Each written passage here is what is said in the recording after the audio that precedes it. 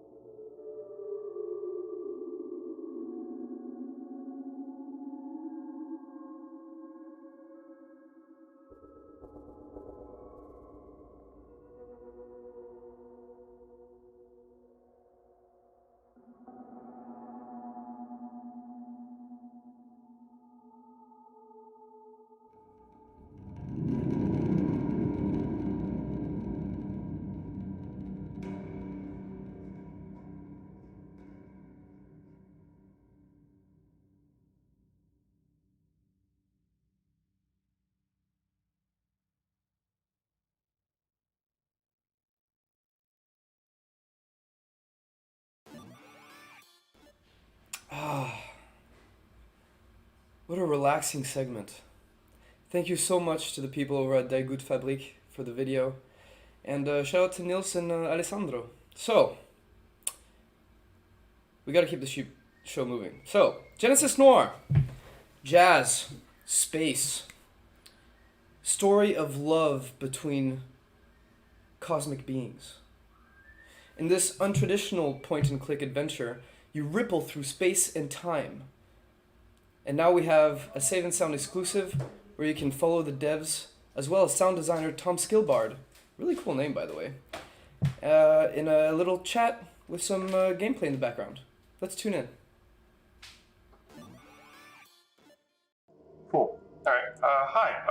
I'm Jeremy, the technical lead from Feral Cat Den, and I'm here with Skillbard, and we're going to talk about the audio in the game and play a bit of it for you and give some commentary.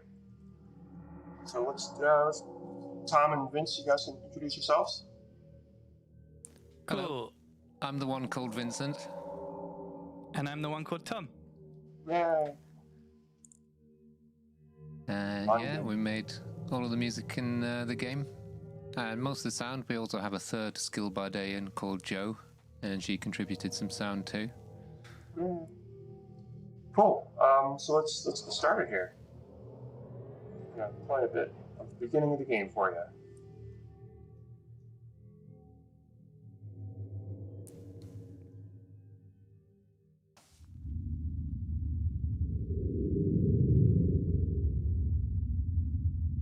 So this was a part where we kind of went back and forth a little bit. Tom, you can just keep on clicking through while we talk. We kind of decided on what the sounds as you clicked were going to be, right? As each of these little quotes came up. I think Evan suggested some kind of primordial bog, primordial soup sort of sounds at the beginning, and I did some fiddling with my little modular setup there and ran it through. Spring reverbs and stuff like that. And I also attached transducers to. Oh, I can't see it now. Uh-oh. My thunder drum, and did some sounds of that to get all these gloopy, boggy, middly type of sounds. Yeah, I kind of think of this as like the sound of the energy that's there before the universe is created. Yeah, exactly. Some kind of primordial bog. And we also worked in some chords that you hear in the next piece. Yeah, there's tiny snippets of the piano that's to come in here, so you can sort of hear it form a little bit. And also we wanted some to reflect the city sounds that come in as well. So with my synths, I was twisting the knobs to make a siren type of sound. Oh, yeah. And then a real siren complements it. How long have you had that modular set up for? Tom, you can keep on clicking through. Oh yeah, but I just don't want to go too far while you guys have a nice chat. Yeah, how long have you had the modular set up for? Well, the main bit is a Roland Module 100. I've had that maybe 10 years. Wow. It's from 1975. Yeah, those are old. Yeah, very precious. And I bought the other stuff to sort of give it some flavor, because I've only got the first module, which is kind of simple on its own, even though it sounds... That's the System 100, right? That's right. But I've only got Module 101. And here we go, the music starts. The universe is created. Just hear So this bit was beautiful kind of orchestra. Sorry? Oh, just the beautiful orchestra sound. Yeah, there's a full orchestra there, but people might not really recognize that, because it came in quite late in the day when everything was already in place and mixed without knowing we were going to have an orchestra. So it's quite a small sound. Sounds so good. Tom, you were gonna say something? Oh yeah, so that piece was kind of built out of something that we wrote originally for the piece Miss Mass Sings in the Club. And it was kind of some chords to introduce that bit that we're kind of thinking about gravity and bringing someone towards the other character. And I think Evan found that really welcoming, so he kept wanting to use it on the intro. Mm-hmm. We tried out lots of other things, but we just kept coming back to that. And also, there was something to do with the piano being this minimal basis of which everything else could then, all the orchestration and everything else could build out of the piano. Sounds really great. Really fits pretty perfectly. So here we are selling watches. Walking some watches. Were these all Foley sounds that you had recorded? Yeah, so a lot of the watch Foley stuff is done by Joe. Joe Riley, amazing sound designer. What about these the little Peanuts-esque honky human sounds? That's by Joe as well, wasn't it? Or was I think? Well, we did some to start with, but then Joe did some more. Yeah, I can't remember who did these ones. Can't remember. I did some bits. Oh, you'll hear I some. think I did these ones in the end, actually. Oh, right. So we all had a go at this. Yeah. But they're all made from trumpet and sax and stuff like that. Oh, cool. I remember that's what the Peanuts did. It's like a muted trumpet. Wow, wow, wow, wow, wow. Is it? Yeah, it's really Oh. similar to Peanuts. Yeah. Oh, I didn't actually listen to the reference. But we used like virtual versions of these instruments to create these ones. So it's slightly more weird, slightly less lifelike. Right. And we also processed them and filtered them quite a lot. I put some through a talk box, which we'll hear in a bit actually. Oh, yeah. Oh, nice. Yeah, there was quite a lot of discussion because we didn't want to use real human sounds. Right. Partly because, spoiler warning, there's a moment later where there are human sounds. We wanted to differentiate. But also it's just... Sorry? No, sorry, go on. Also it's just like really hard to come up with unique sounds, and human sounds have just been done so much, especially in commercial animations. You always have a guy going, oh, hee hee, wee hee hee, and stuff like that. We wanted to avoid that somehow. Yeah, but this is very fitting because it seems of the era as well, doesn't it? Yeah. Very 1950s kind of. Yeah. Bit cartoony. What were you going to say, Vincent? I was just going to say, or ask, how long does a spoiler warning need to precede a spoiler? Because he said spoiler warning and then just said the spoiler immediately. So people have to jump on the mute. I'm guessing I can say it and edit and just put a big gap. Yeah. Oh, yeah. It's true. A minute of just Yeah. spoiler warning right on the screen. Spoiler warning, spoiler warning. Do not listen. Is this the one? Yeah.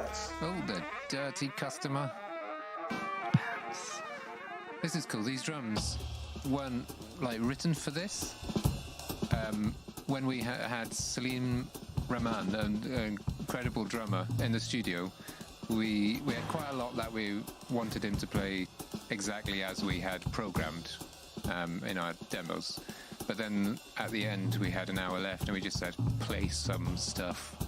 And he did this. And then later it sort of slotted into place here. It was very good.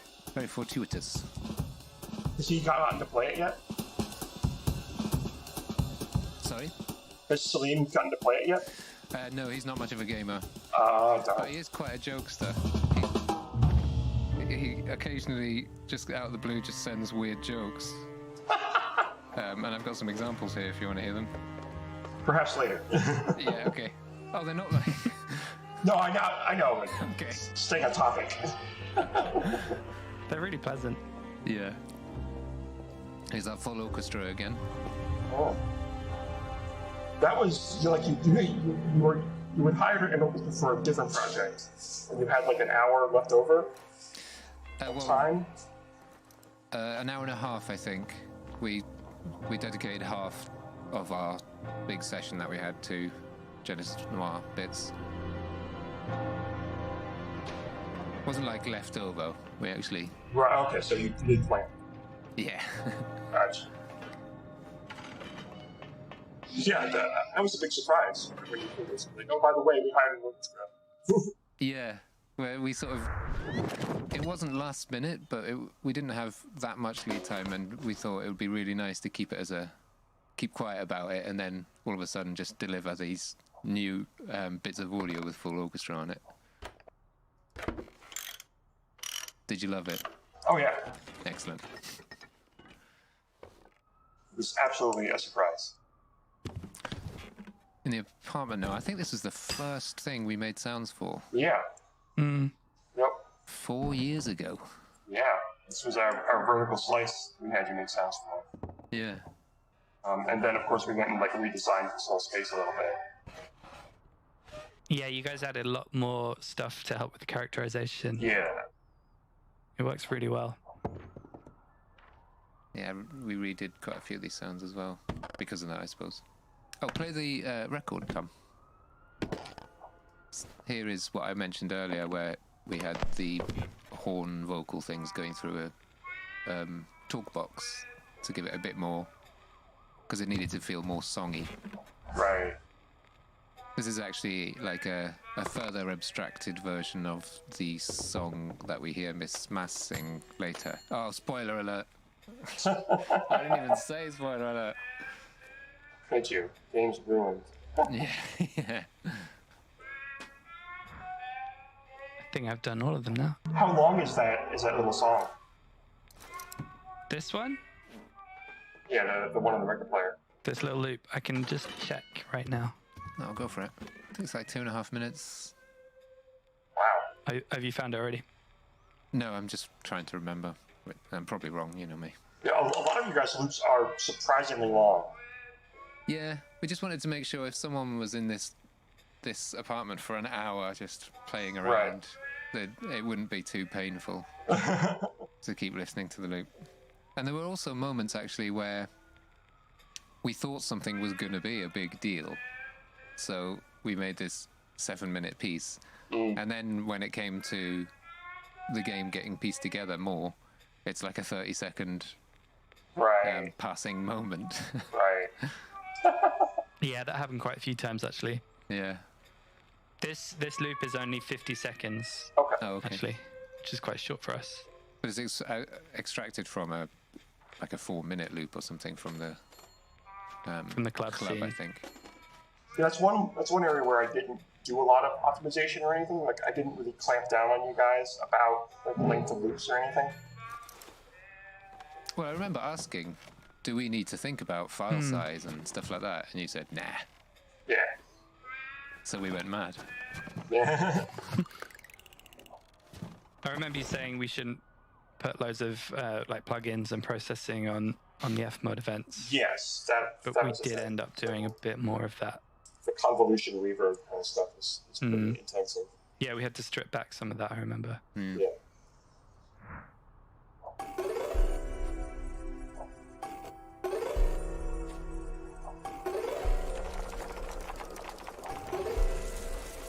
This is one of our first interaction ideas. Yeah. Through dialing phone, it's just so simple. Yeah, I had a nice time making this stuff, I remember. Running wood samples through Oh yeah. plugins and that.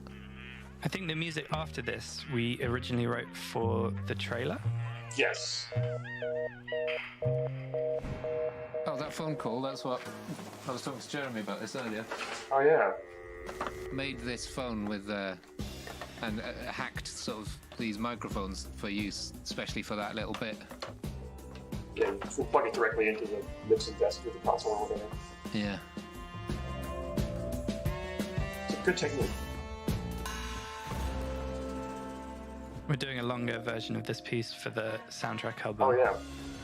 Because it really feels like it could be a much longer piece, but Yeah. just so short. It's like 1 minute in this Right. cutscene. Yeah, it gets a little Afrobeat on the soundtrack, doesn't it? So if anyone's into that sort of thing, you should check out the soundtrack vinyl. Forthcoming.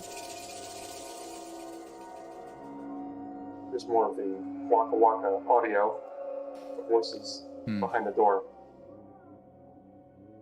quite tense loop underneath. Let me in. Tom doesn't know how to use a door. There we go. This bit is so violent, this bit. In a good Yeah, way. we really wanted to make Yeah. it super forceful. Yeah, it really feels it.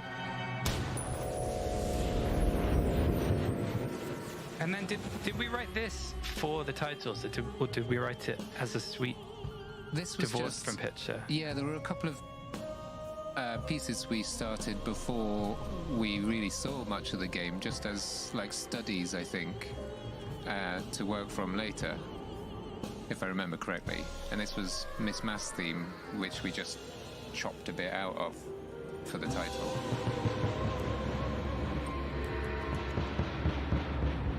As with everything else, it works super well. Cheers. I think that's often the case when you start with something not thinking about these constraints and then later fit it into place. It often has more life than when you write Right. something that is perfectly fitting. Yeah. It often has more kind of internal like logic as well. Glue. Yeah, exactly. Yeah, because it's none of them made it to be dependent on the visuals. Yeah. Someone doing work in your studio there? Yeah, there's Banging. across the street. They're doing pile driving. So Sounds quite tonal. A little bit like a guitar. it was just clang, clang, just this big metal spike thing. Like that. So this is one of the last areas we did sound for. Yeah, so he's kind of in this multiverse. We had lots of delayed sounds at one point, and it was really busy, and then we ended up pulling it back a lot just because Yeah. we felt like it fitted being more of an ambient.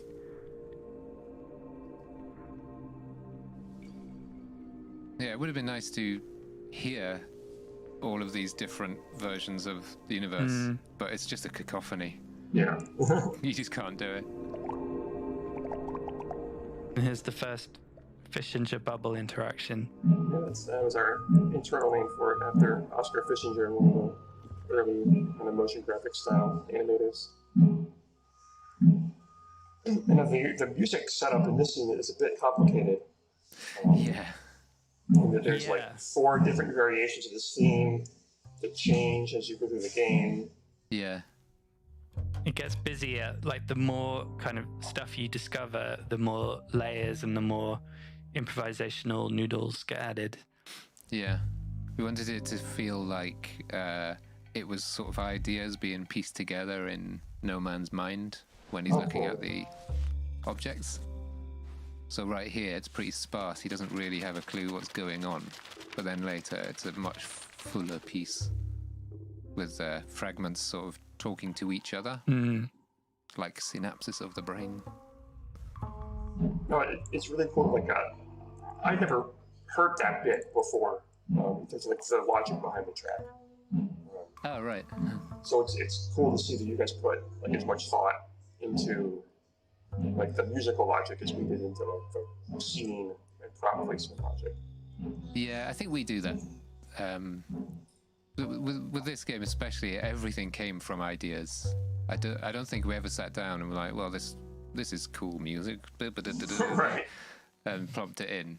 It was, what do we want to achieve and how are we going to try to tell the story? Because the story is like really oblique. You don't like. There's a lot going on under the hood that might not be obvious while you're playing. So we want to try and help that along. That's why you're the best. Yeah. Yeah, I mean that's stuff that we never dictated or anything. We just, yeah, just make it sound good, and it always did sound good. So Thank you. it was never like, oh, make a piece with this concept or whatever. Because obviously, Yeah. you know, I think you guys really need to be commended for that. Actually, just the bravery to just let us get on with it, uninterrupted. well, because we didn't have time. Like we didn't have. Like we were trying to fix bugs and make the actual game. It wasn't like I could be this omnipresent audio director man. Yeah. So I Okay. kind of only dictated technical things. Yeah. Well, it was appreciated that we could that we had that freedom. But at the same time, we did have a lot of discussions about getting the right emotion of the scene, and Yeah, that's true. it wasn't dictatorial on your part, but We would ask, you gave us a lot of how input. should this feel? Yeah. Right. Yeah. Which was really good. A little zippery. The zippery sound there is great.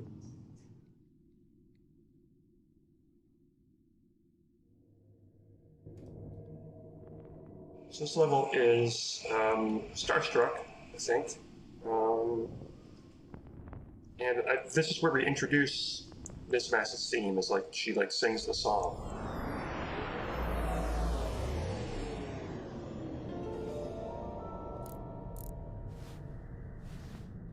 Always love that kind of intro, like mysterious sting. Yeah. It's Yeah. mad noir. Yes, that was a bit Chinatown inspired. Oh, nice. Jerry Goldsmith. I like that the acoustic guitar in the background is an interesting choice. Yeah. That's yeah, we weren't. It took ages to come up with that. Actually, I think we were trying all the other standard instruments we were using throughout the game, just for one tiny little solution to a problem, which was just like an empty hole in the music, and then that just slotted in, and everything was great. Did you play that, funny you should Vince? Yeah, Nice. that cheap little nylon string back there. I think we felt more comfortable to put in guitar once we had everything else in place. We kind Yeah. of avoided using guitar for ages because it didn't really suit, but it just Yeah. worked like a little bit of nylon. Because we used a lot of zithery instruments, but that just worked well for them. That little. How did you guys do the smoke puff sound? Can't remember. Good question. Maybe just going onto the mic. Easy solution. Yeah, that's definitely how we did these little blow things. But the smoke puffing out, I can't remember how we made that actually.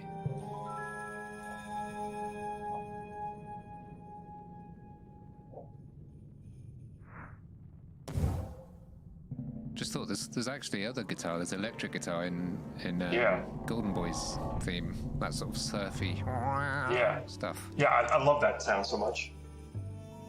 Really spring reverby. Yeah. Is that under your jazz master over there, Vince? It is, yeah. There they blow. Nice.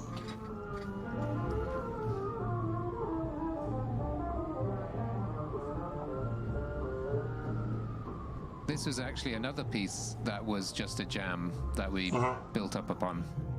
I think we probably started with the drums on this, and then wrote a tiny little just before going into a session with Josh Arcolio, the saxophonist, and then we just said, go mad with that. He was completely incredible. I don't think there was a note he played that we couldn't have used. Every single take. Mwah. Did you meet with him in person? Was that before lockdown? Oh yeah, this was all long before lockdown. The only stuff that happened during lockdown was the orchestra and piano.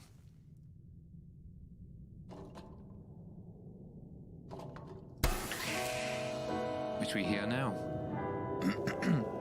This was our friend Angus. I've forgotten his surname right now. He's a good friend as well. Yeah. On the piano. Yeah. And he's not actually far away from us, but in London. But because of lockdown, we had to do it over the telephone, which has This was challenges. a synthesized voice for a long time, right? Yeah. And if people downloaded the early version of Miss Mass theme, all of those instruments were synthesized or sampled Right. and stuff. Released, yeah, that was like 2 years ago. It's updated on our Bandcamp now with all live players, but would be interesting for people to compare the two. Actually, Yeah. I'm not sure I've done that. remember you telling me about how you made the kind of drink sloshy glug sounds with like oil in a mug with a sponge in it. Oh yeah. Oh, is the mug here? Yeah, there it is. It's a funny mug. I'll grab it.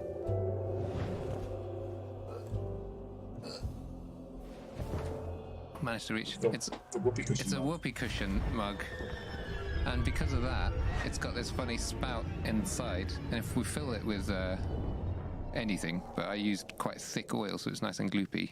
When you go like that, it gloops against the side like a wave crashing on the beach. It's fantastic for gloopy sounds. Because using a normal mug would sound really disappointing. You kind of got to enhance the sound a bit. Yeah, that was a nice discovery.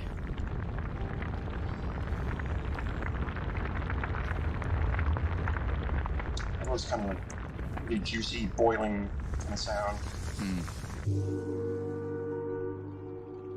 That'll be like frying bacon or something. Oh, nice. Slowed down. I never thought of that before.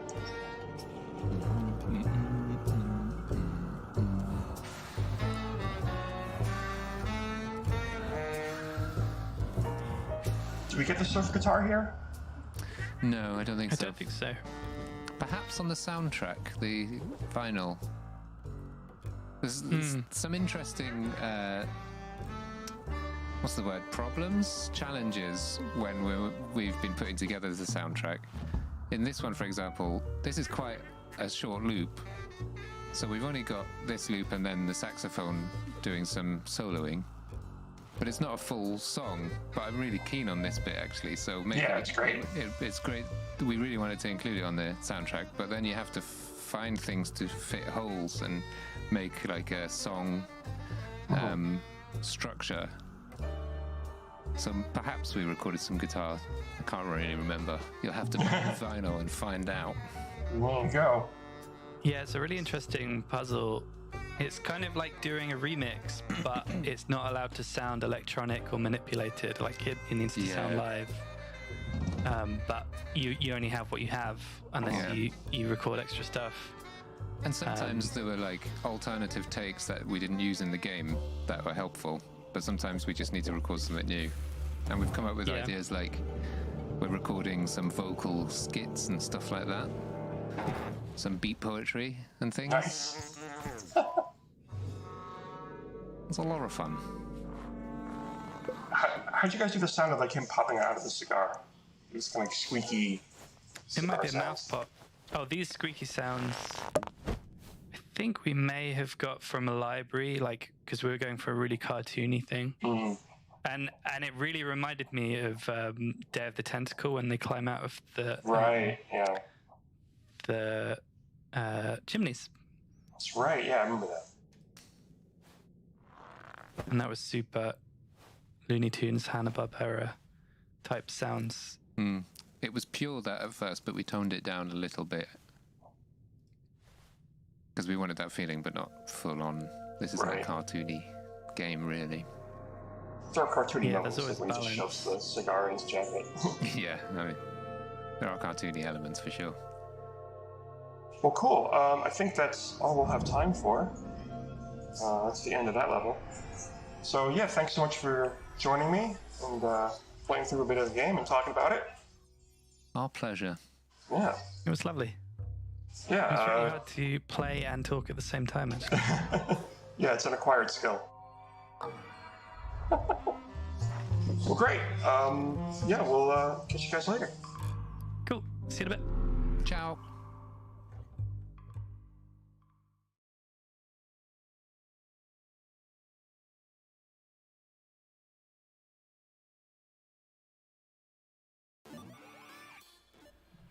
Hey, welcome back, everyone. Little change of scenery, as you might have noticed. Well, thanks so much to developers from Feral Cat Den for Genesis Noir. Tom Skillbard, you did a fantastic job as well. So, this is the live performance of Day 3, the Save and Sound finale. It's our very own Stoy Snack from Bedtime Digital Games. He's responsible for the music on Chronology, Figment, and the upcoming Figment 2. Enough dilly-dallying. Actually, let's just get right into the act, shall we? I'll let him come into the scene.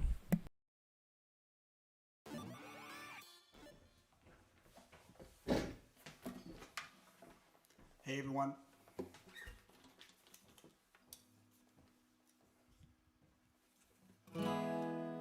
Here's a song from Figment.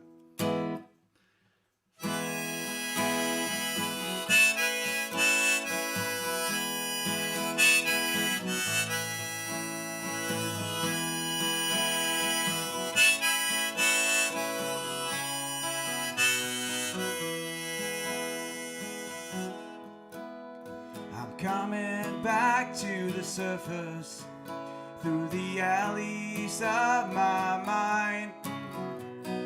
Everything here is broken. I need time to make it right.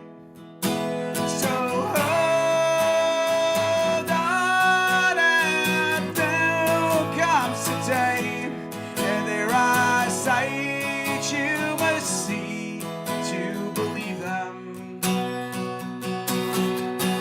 Yeah, hold on, I might be far away, but I know I will see you again.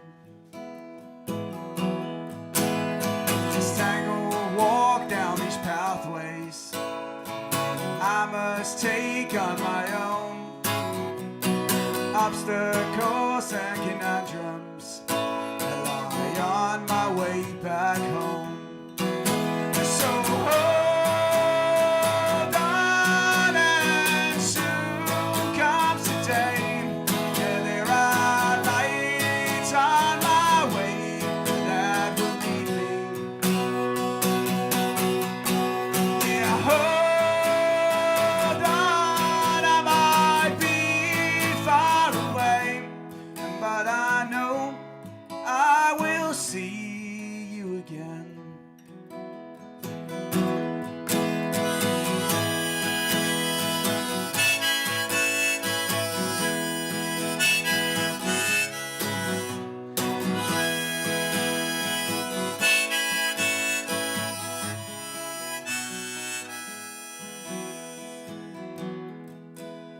I know you float at the surface, stranded with no end in sight, stuck to the ground while you're waiting to resolve your lives.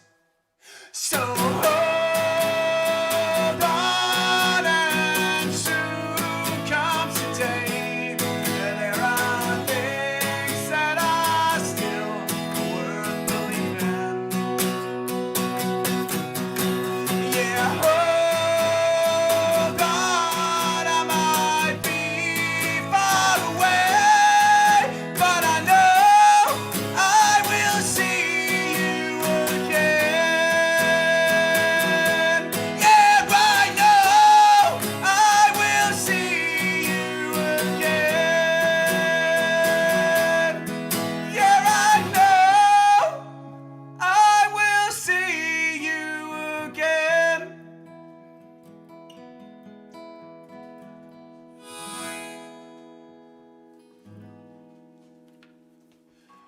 I held up. Thanks a lot. Hope you're doing great. It's a pleasure to be here at Save and Sound. Awesome. The next song I'm gonna play is from the game Chronology, which I was part of making like a lot of years ago, 5 years ago maybe. It's a long time in the modern age. Anyway, the song is called Crooks and Criminals. It's the main theme from Chronology. Woo!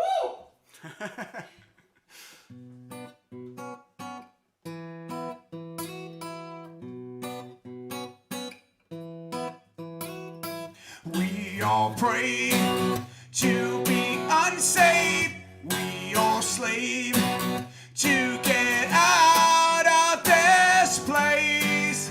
We will die way too young.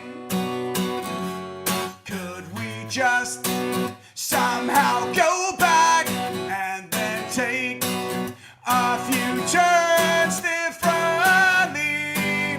All this could be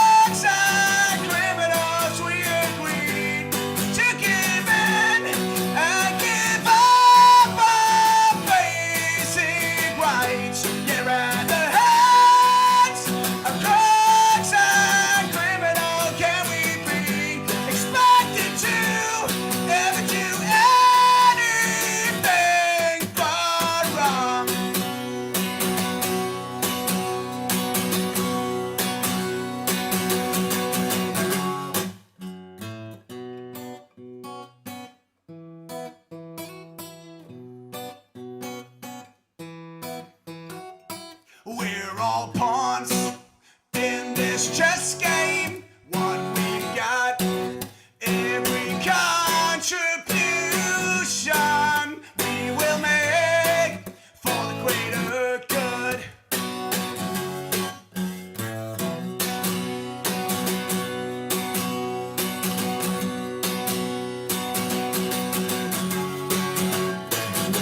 But at the hands of thugs and criminals, we agree to give in and give up our basic rights. Yeah, at the hands of thugs and criminals, can we be expected to ever do anything but wrong?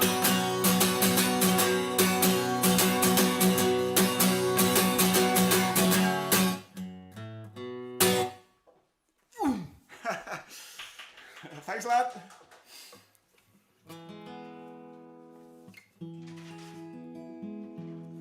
All right. I'm gonna play a song for the kids. This one is whoops. This one is off my my album Scream a Songwriter. It's a song I wrote for my kids and every other kid in this world. It's about parents.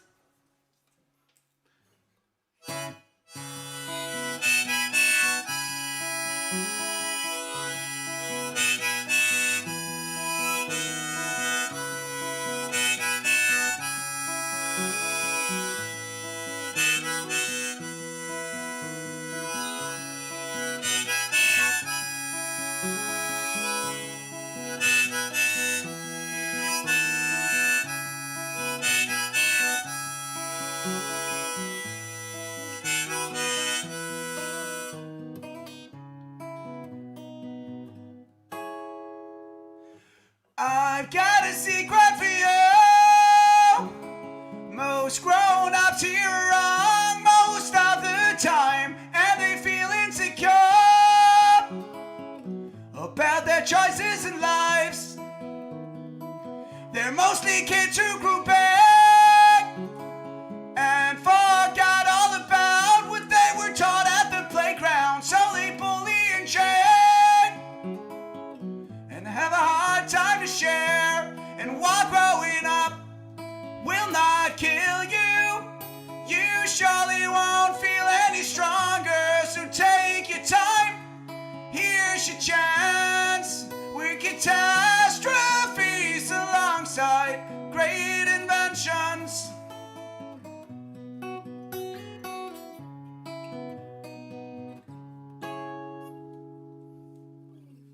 The world is just what you know.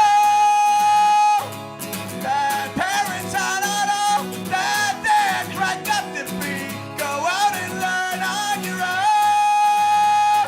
They don't have all the knowledge you need. We all find it hard to believe we're insignificant in a greater perspective. Every great thought can say we've tried.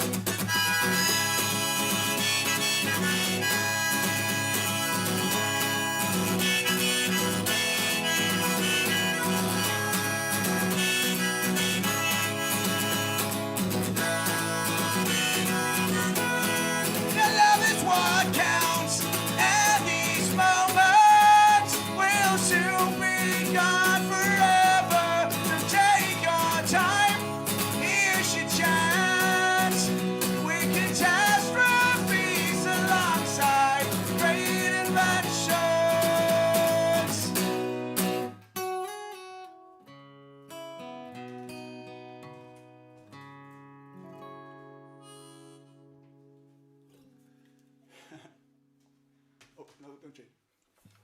Thanks a lot. Thanks a lot. Thanks a lot. All right, the next song. I've never played this one before. It's kind of exciting. It's from the game called A Normal Lost Phone. The song is called Forgotten Phone. It's on that soundtrack. So check it out. See if I can do this.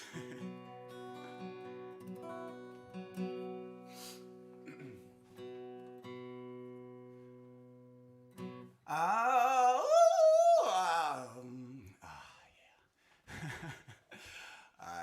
polish up. I'll start again. I'll polish up and brand of me alone with everybody.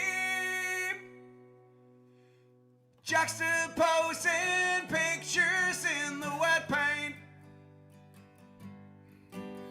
The yard that I put my heart into, my footprint for the future.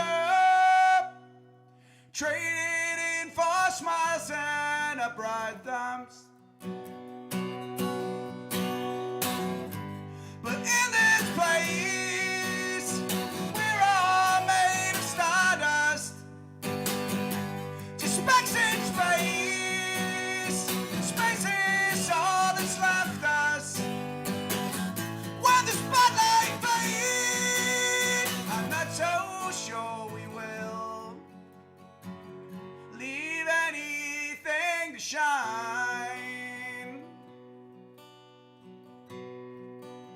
Like anybody else, I can't tell what it is I want, but I will know it on the day I get it. And all my feelings and ideas seem increasingly like they're just cheaply made adaptations from the screens. But in this place, we're all made of stardust. Just specks in space. Space is all that's left us. When the spotlight fades, I'm not so sure we will leave anything shine.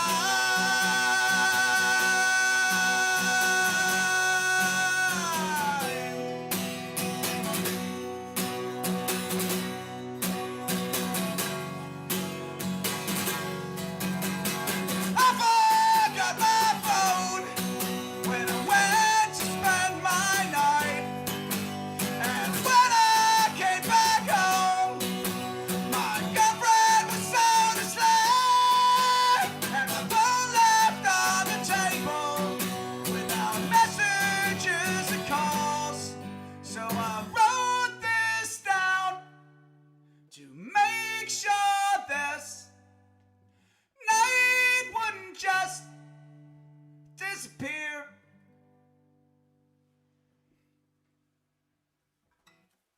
Cheers, guys. So the next song is also of our game Figment. It's the main antagonist called The Fear of Loss.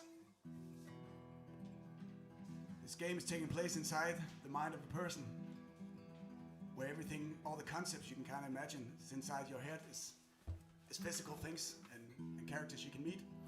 And this guy is his fear of losing things and friends and everything else. Usually this is a heavy metal arrangement, so I'm gonna try to pull it off acoustically here. It's gonna be interesting. You will lose face and all your keys. All purpose time shows no remorse. Soon all that you have left is grief over things that once were yours. You will lose everything. You will lose everything. The summer turns to winter. The days turn into years. Your youthful face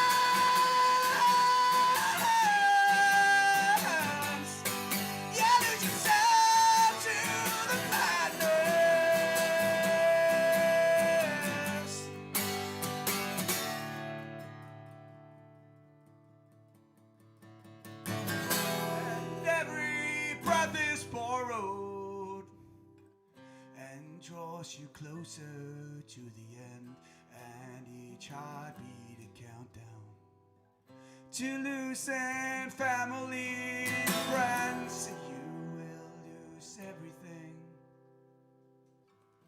You will lose everything.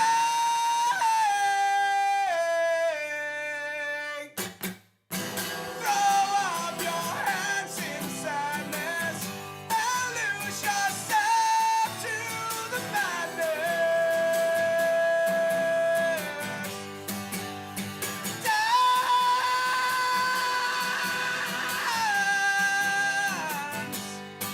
Yeah, lose yourself to the madness.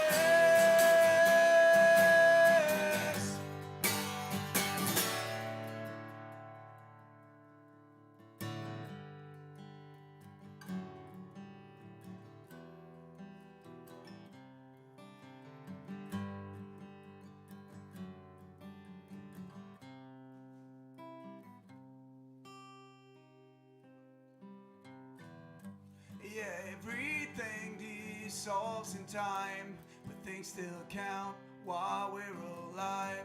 Let's face our fears, live till we die, so we can go out with a smile.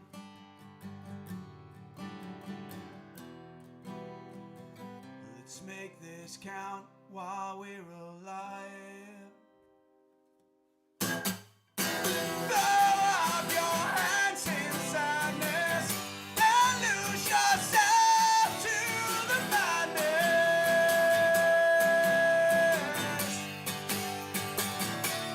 Dance.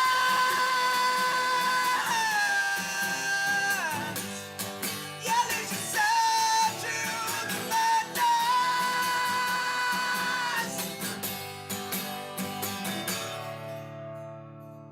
Dance.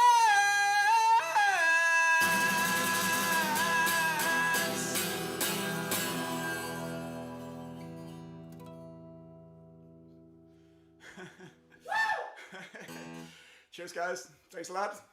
Thanks a lot for staying around out there. It's awesome. Like I said, it's a great pleasure to to play this festival. And a big shout out to Hans, Kate, and Klaus for putting on the show. It's awesome. Throw a bunch of emojis in their direction. I'll make them so happy. So the next song is a little bit interesting. It's a song from our upcoming title, Figment 2, Creed Valley. And like the first game, this one also takes place inside the mind of a person. And Creed Valley, the place that the second game takes place in, is populated by all these opinions. These guys. And they have their own song, or at least some of them have. The opinions that didn't make it into the mind, they get discarded. And this song is for all those opinions that didn't make it, all those unworthy opinions that didn't make it into the mind. They have their own song, and yeah, that's this one. I've been looking forward to playing this one. Hope you like it. All right, let's see. Goes like this.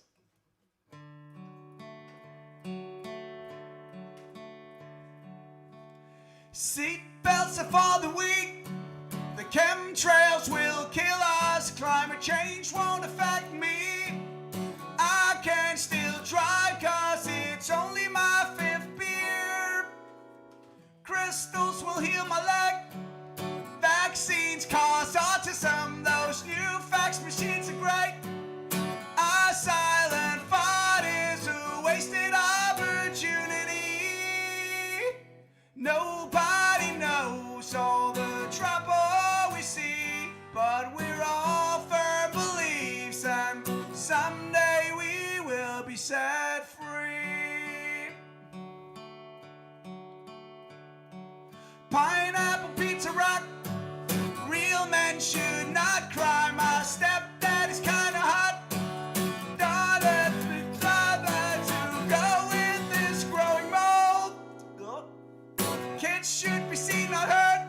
I look good with a mustache. Reptilians rule the world.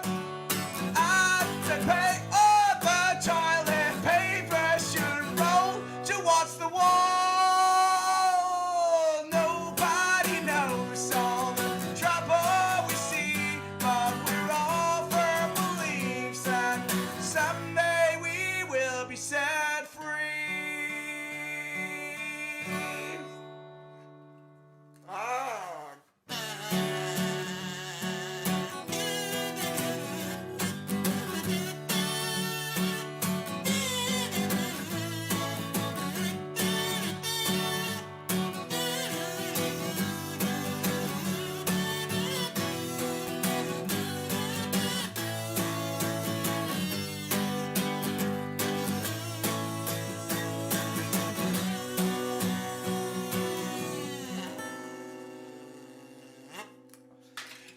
Tigers make the greatest pets. Video games can't be musicals. Problems should be repressed. Getting another child will save this relationship. Elvis is still alive. I can so do a backflip. I'm young and I'm never gonna die. I am significant in the greater scheme of things. Nobody knows all the trouble we see, but we're all firm beliefs, and someday we will be set free. Someday we'll all be set free.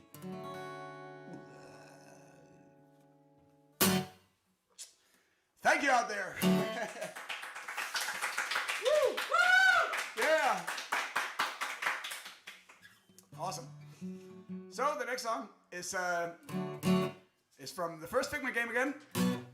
This one is our Spider Queen, who represents the fear of everything that creeps and crawls around. A fear I think many can relate to. I've also never played this one before live, so this could be fun. Anyway, it goes like this.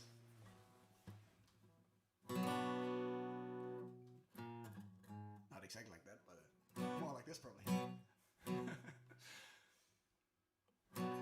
I'm patiently waiting inside the cracks in your walls. Oh, without a sound, we all sneak through. Silently creeping over your bedroom floor. And while you sleep, we are crawling all over you. But breathing gets harder. You feel me in freezing fear. I'm tiptoeing death inside your shoes. And we'll attack once we get in your underwear. And while you weep, I'm crawling all over you. Long hairy legs that make you beg, and a trinket web that ties you down. Wrapped up in this venomous kiss, I got squashed, I'm all around. Yeah, I'm creeping, yeah, I'm crawling all over you.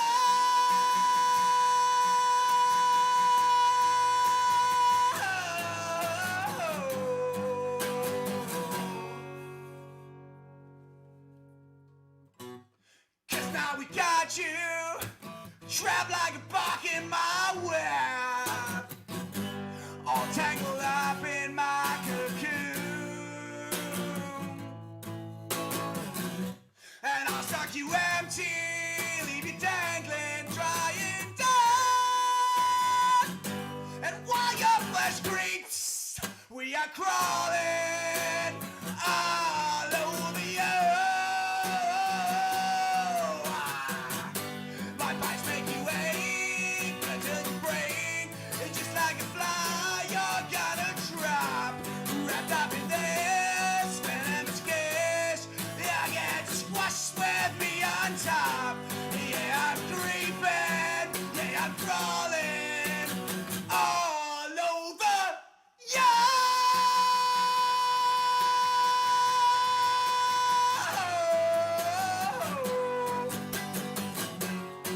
Yeah, I'm creeping all over you.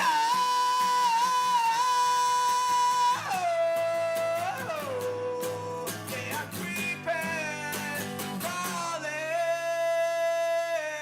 all over you. Cheers, guys.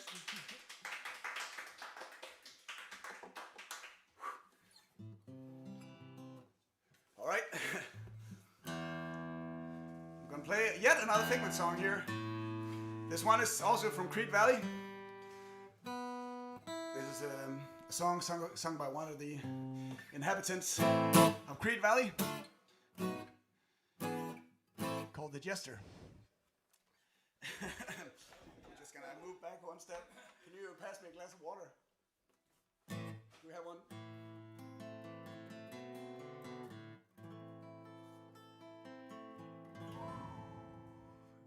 All right, let's go for this one.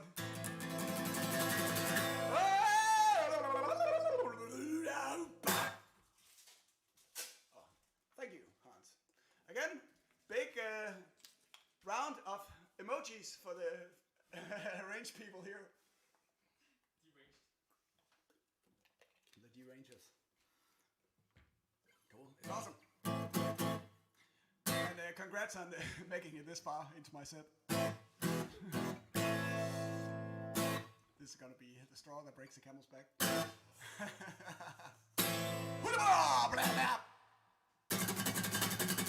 And it goes like this.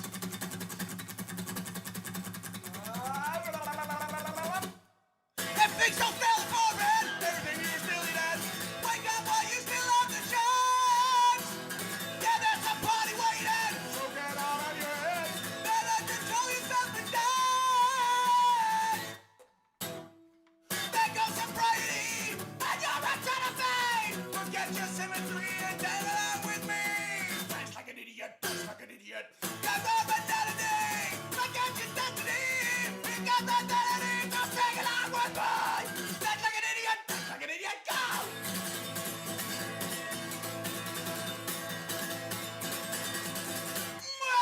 When you look into the mirror, are strangers looking back? Wake up while you still have the chance. There's a party waiting, so get out of your head. Come and control yourself and dance. Oh, there goes sobriety, and you're a gentleman. Come and just sympathy and sing along with me. Dance like an idiot, dance like an idiot. No more about that and that. Take off the dominant. Forget the lyrics of this song, but not like me. Dance like an idiot, dance like an idiot. Dance! Woohoo! Hey! And it goes! Hey!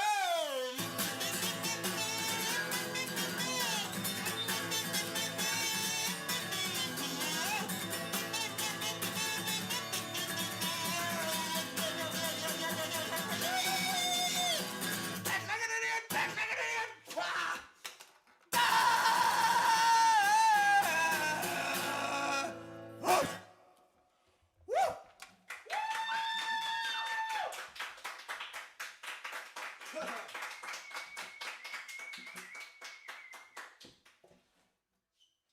Oh, play one voice, eh? All right, 2 songs left. Then I leave it to some of the other amazing acts. It's been an absolute pleasure. I'm gonna try to turn it down a little bit. This song is called Bliss Point. It's off my latest album. Let's get this bad boy hook.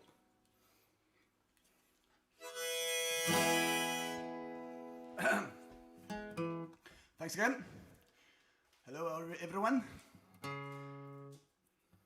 Here goes.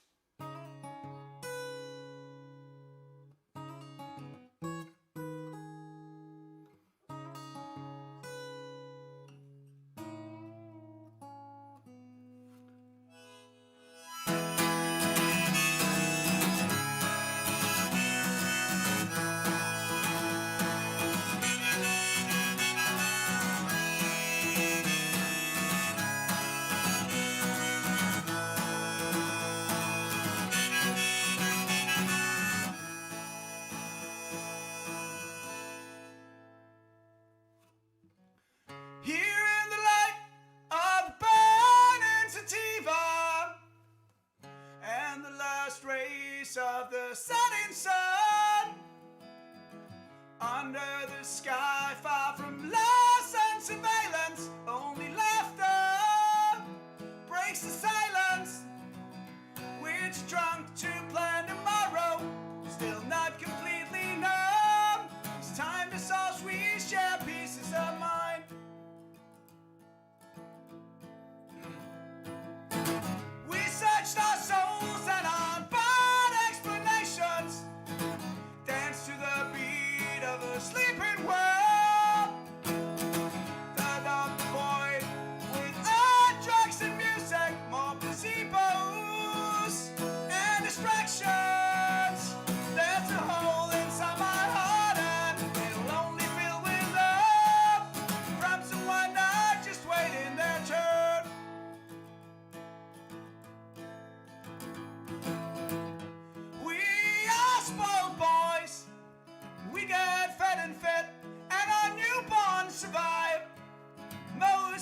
time, but sadness can only be measured from inside.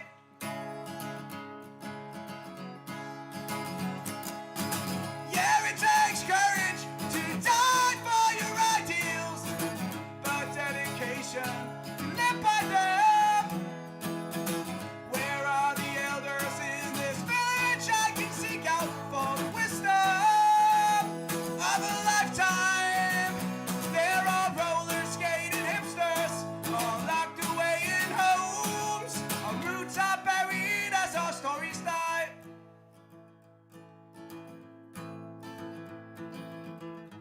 The human race is almost over. Who will be the winners? Those who finish first and last. Is everything okay?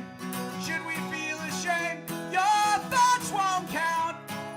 Anyway then, they'll be used against you. So board up your windows.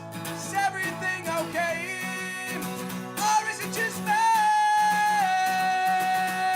'Cause I don't want to leave. Let's live while we're still breathing. I don't want to leave. There is no point in coming down.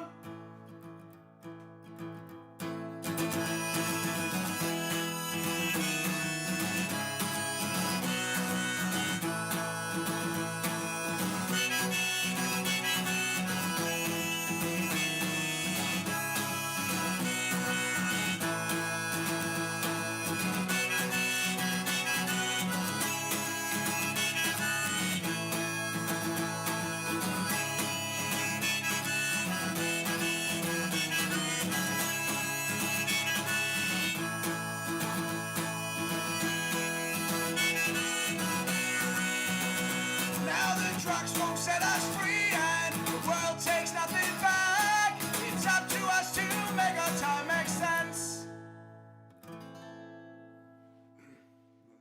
But I don't want to leave. Let's live while we're still breathing. I don't want to leave. No, I don't want to leave. Allow ourselves to die a little. I don't want to leave. There is no sense in coming down. We're sitting on the ground.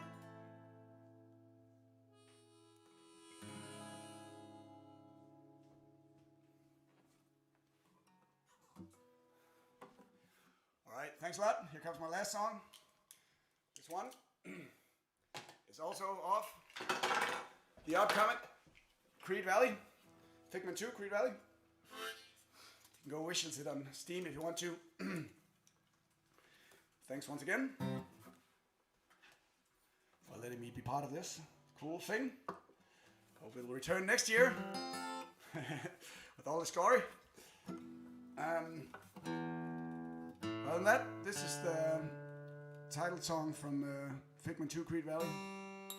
Hope you enjoy it. I'll tune the guitar here.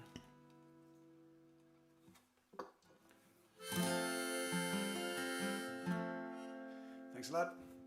See you.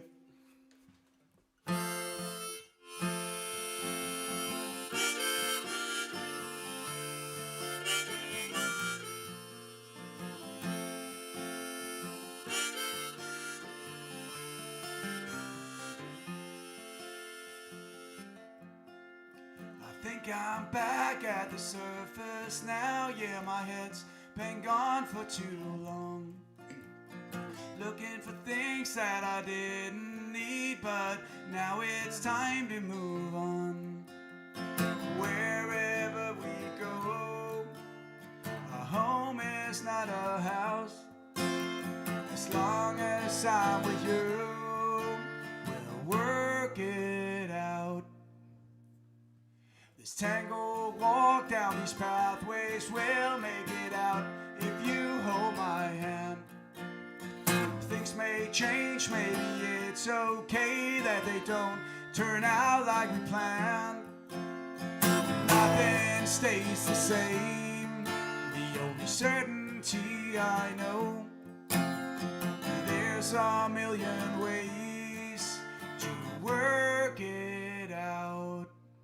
Let's hold on, although hope seems far away. We're right here with our lives right before us.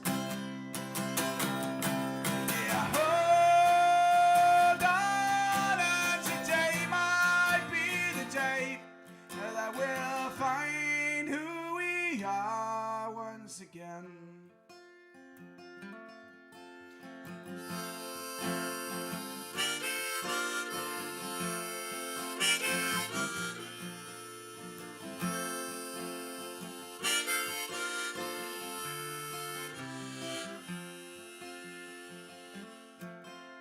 It seems the things that drew us to this place can also tear us apart. But let's hold on tight and let's change our minds before we change our hearts. Wherever we go, a home is not a house. As long as I'm with you, we'll work it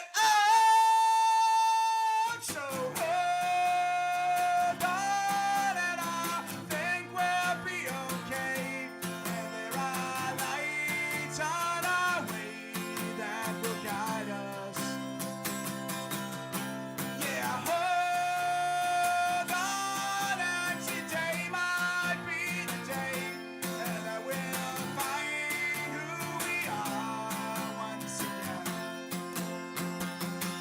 Yeah, I know I will see you again. Yeah, I know I will see you again. Yeah, I know I will see you again.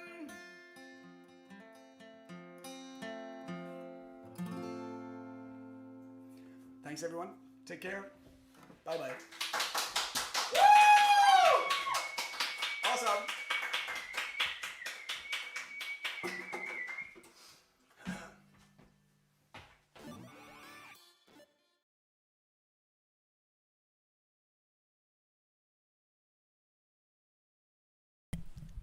Everyone, I want to see hearts in chat for Niels. Thank you so much for that performance. How are your vocal cords doing? They're all right? Okay. All right. Gotta keep the show moving, though. Next up, 140, submitted by Jeppe and Jakob. It's a musical madness mashup. You may know this minimalistic, rhythmic platformer came out a while back.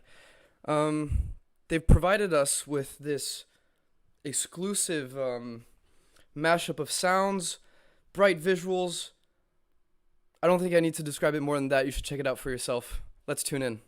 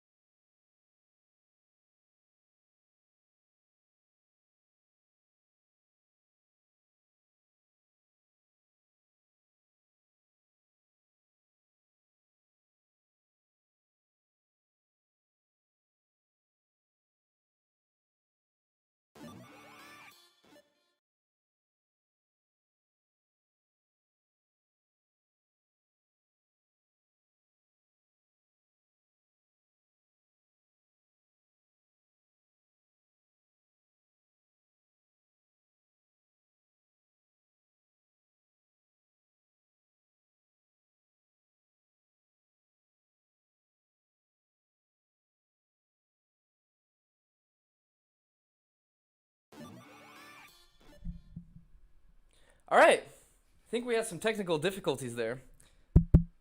I think it's working now. All right, let me sit back down. Oh.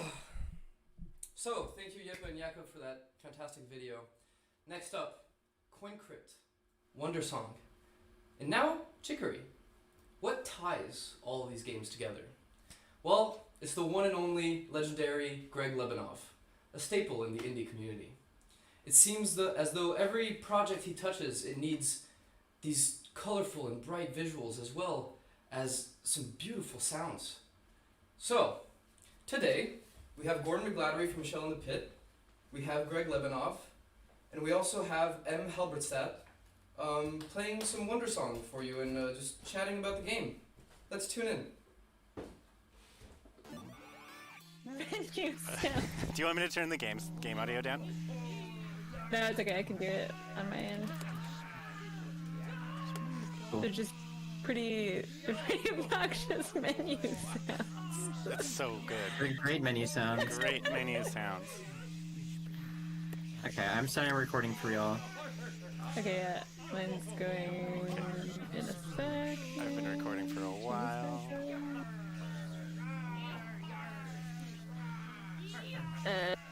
Okay, start recording. All right, we're rolling. Okay, cool. Okay, Yeah, so I do want to take a moment to appreciate M's menu sounds here. yeah, this was like a stupid amount of effort we put into this menu. Like this menu only shows up after you've beaten the entire game, so there really was no reason to go this extra and all the animation and sound, but it was too fun. Yeah, it was too fun, and like just all M, just his mouth sounds.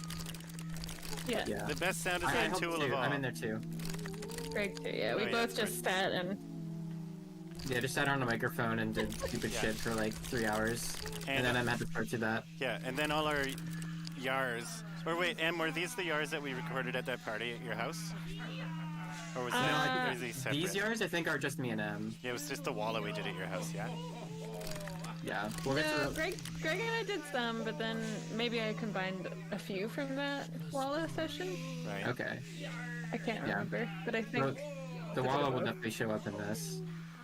yeah. We should maybe start off by introducing ourselves in the game. Oh, yeah, also. right. Okay.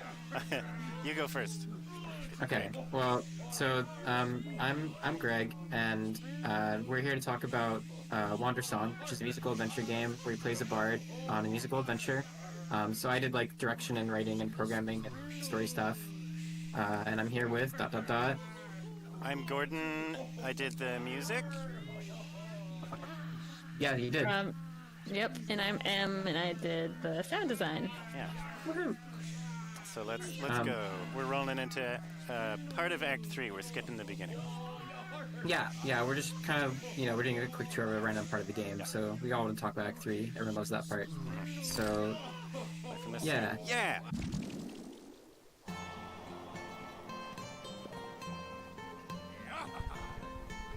I haven't looked at this game in so long. Cool. Yeah, so what I remember happening here... Oh, we just... Can we boat? There we go. There you go. Right Yeah. stick.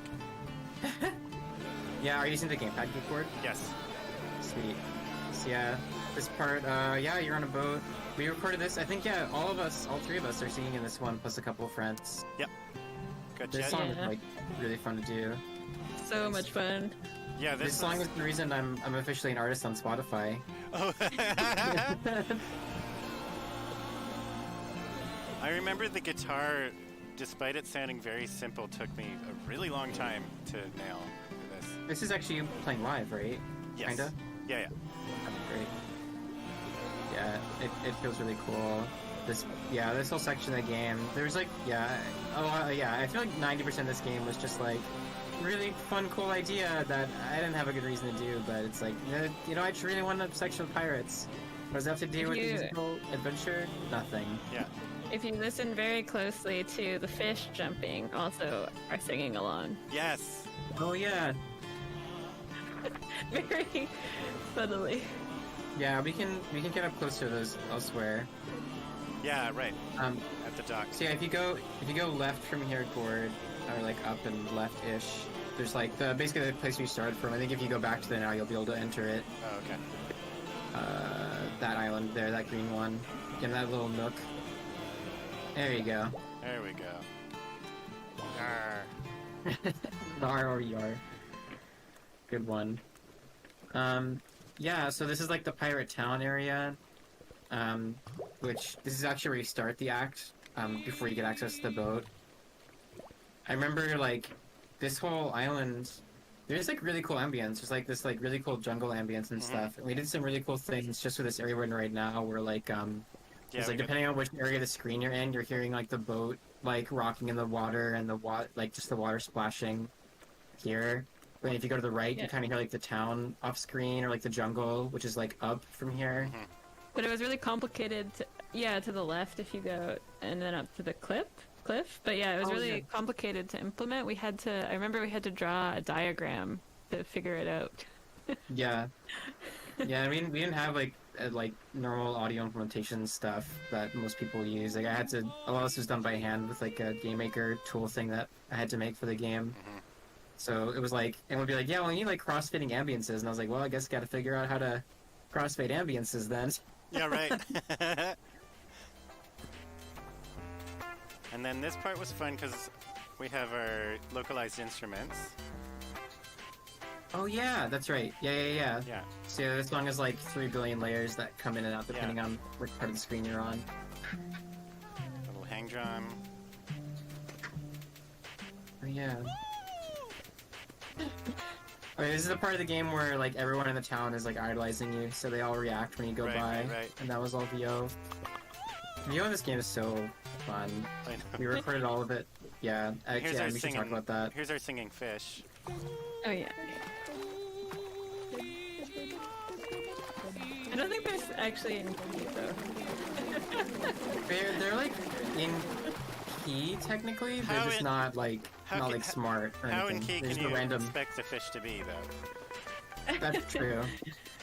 But yeah, the VO was mostly Greg and I. Fred did a few. Yeah. We're the main pilot. But yeah, it's crazy how many different characters Greg and I just us played. Where should I we go now, would Greg? like have. Oh, you should go into the bar. We should talk about the Walla there. Sure. Wait, where's Yeah, the if bar? you go. Right here. Yeah, interact with that door. Yeah. Yes, this was so fun. Yeah. We would basically like throw parties. Such a pre-COVID thing. We'd have parties and all our friends would come over and we'd all just gather on a microphone and we'd be like, okay, you're all like goofy pirates in a bar, like. Yeah. Yeah. Just chit chat and yar and ahoy, please, for 10 minutes. Yeah, I remember. how we got- I remember me and Jesse we got like so into it that someone else that was doing it like couldn't do it anymore because they were staring at us. Yeah, I guess if you listen closely to the back end, you probably can follow the individual like yar conversations that are going Yeah. on. Yar yar yar. Maybe I yar can yar.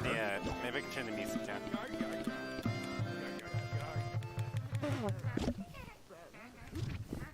I forgot about that. We put in that special sound when you turn off the music too. That little like. Vuvuzela. Yeah, the vuvuzela. Oh my god. Yeah. Why? Yeah. Man. I find it interesting that it worked. It works as a group recording, even though like none of the dialogue is really attached to any of the animations or the characters. Like I wonder if that kind of plays into that. Like that. Was it 5 feet? Like you don't have to worry about sinking footsteps if there are more than 5 feet. Yeah, maybe it's a similar concept. Yeah. Whenever they open their mouth, it usually lines up. That's totally just like coincidence Yeah, though. it's There's random nothing. chance. There's nothing making that happen. No. Your mind. Yeah, your mind. Your mind does all the work. Should go back to the boat. Yeah, we could even jump to a different part of the game actually. Sure. Although we didn't. Or actually, could we talk about if you go up? We could talk about. There's like that really cool fort. This whole area is just full of goodies. Oh, if I If go, you on go the up right. and to the right. Yeah. Like there's like a jungle ambience here, and then on this screen you can like hear the music. Oh wow, that's great. We got a bug in the recording. I think you have to jump. Oh. Or like hold down or something. There we There you go. Nice. Normal Oops. game. It's like I don't remember this sound. Okay, Yeah, it's you have to kicking kind me of hold, I guess, to the right To the so you right, don't hit to that the left, loading left, arrow. and there we go. There you go. Yeah, you were kind of behind the geometry. No big deal. No big Um, deal. On this screen, you can hear the music for the adjacent screen. So you hear like, the music from inside the fortune teller house, kind of Oh faintly. yeah. So this song, Greg, I was so glad we didn't have to do any changes to it because I completely overwrote the Ableton session for this track. It like Oh. doesn't exist. Wow. I did it. I did like a save as, I think. Oh. And then And it, yeah, I just like saved a new song completely over it, which I haven't done in years before or that's since. so funny. But this That's song so is like funny. it's gone. It only exists in this format forever. It really speaks to the shoot from the hip kind of way. Like all the music, like I remember, I think I was at your house when you did this song, and it was just like, you know, okay, what's this track? It's a fortune teller's house. What instruments should we use? These three, and you're like, okay, spend an hour, jam it out. Yeah, Sounds good. I just bought a Save. weird guitar pedal for something else that I'm sure will work. Right, yeah, that's right. You had like you just like happened to have just gotten like a sitar thing or something. Yeah, a sitar-ish guitar pedal. Yeah, for Yeah. Seth's game. Yeah. So yeah, then you just like, you know, export, save, quit. Okay, next song. You know. Yeah, exactly. Except I didn't quit. Right. I just started the next song. Yeah. Oh yeah, actually, yeah, okay. We should, if we have time, let's go to Act 4 because that had some really cool audio stuff going on as well. If you just go to like the little mask head, the next there, that one, yeah. The audio here is dope. It's actually really dope. This is the area where like you wrote the music and then everything in the scene is like tied to the BPM of the music and stuff. Yeah, this one's almost like audio backwards compatible. Like, yeah, Yeah. we changed the There's bard some animations are all, the walking animation is halftime, is what, every 1, 2, it's like every quarter note, the running is every eighth note. Yeah, like all the idle animations and like and it made like background ambience with factory sounds that time to the music. It feels like part of the music. I think you actually put it on the soundtrack, right? Yep. Maybe, yeah. That background ambience. This is my favorite bass line in the game. Oh yeah, the bassline rules. Don't go in the factory. It's sad and scary. Oh, don't go in it? Oh no, you said okay. Oh, we're I thought, trapped. when do we have the, when does lay down your tools happen? That we could skip into that if you want to. Let's just skip into that, 'cause that's that like a one's- hyper. Working That one's tonight? cray. Is this it? Yeah, that is it. Yeah. Okay. I don't have to go collect a bunch of people first, do I? I just get to start? No, yeah, that's exactly what we skipped to. So you have all the people.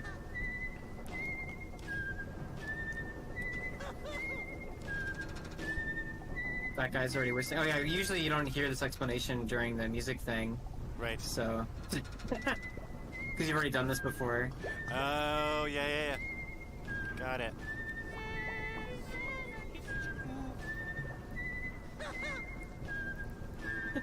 Yeah.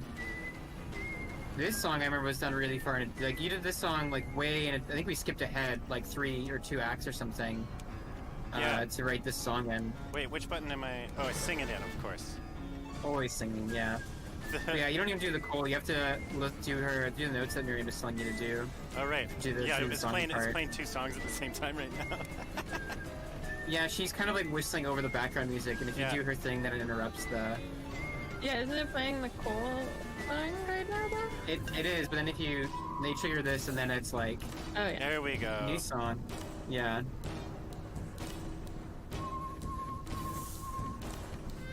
I forgot I did a goofy Miriam drumming on the factory stuff animation.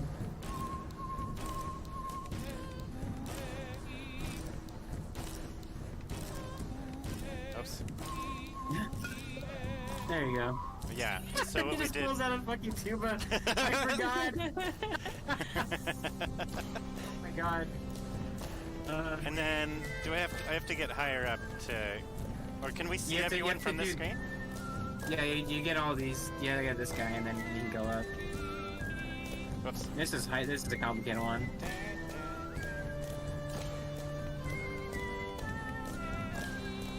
Fantastic. So close. Yes. Nice.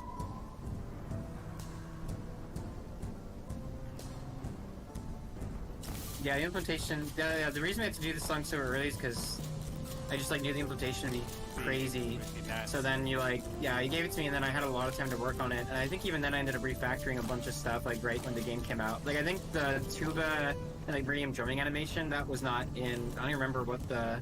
I think yeah, that's right. It changed. Originally, the way this scene worked was like that. Right. Like it's like you were turning on the machines, and that's what was making the music. And it was like, no wait, Right. it should definitely be the exact opposite of that. Yeah. Like they're doing work, and then you like make them play music instead. That makes way more sense.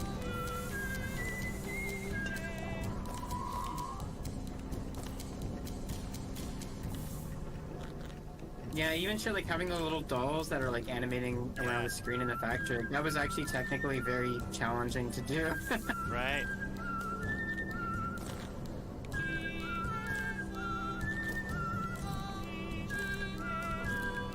Yeah, this is probably the scene in the game that's most likely to crash. Well, it doesn't crash, but like this is like one of the hardest things to stabilize. I remember. Sweet. And if you go down to the left from here, Gore, I think is the last one. Yeah. Oh, these are cool. I don't even think yeah. I've noticed these before. Yeah, they're under the beat of the music.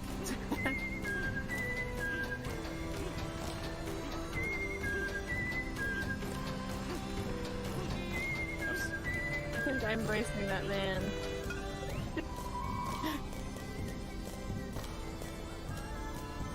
I think we should have. Yeah, we're good now. been Now more I'm just gonna aggressive play with the song out. mix. Yeah. Cool. And yeah, and what that was like inspired by Night in the Woods for our implementation there. Oh yeah, that's right. We're bringing in one instrument at a time. Yeah. Yeah, I feel like in this game we basically like every possible idea that we'd ever heard or seen of like a way to implement music was just like, okay, well we have to do something. We have to do that at least one time somewhere. And that was just like the entire game was like, okay, so now we have to do that music type implementation, and then okay, and then that one, and then that one. It just felt like the game to do that to a ridiculous extent. Like looking back at this, it's like, why do we do so many things? It's a lot of things. Yeah. This guy is so creepy. That's Diego. That's Diego's VO. Yeah, right. Yeah. There's actually, I think in that part, this is where, or was it earlier, where the VO gets You can more do and it, yeah. more nuts the more you talk to him? I think it's tied to the same sequence, so like, I don't remember the best way to make it repeat. Yeah, because you can only talk to him so many times here. Okay. But I think it's just like, I think the game keeps track of every single time he laughs, and every time he laughs Yeah. anywhere, it like takes up and gets more fucking crazy.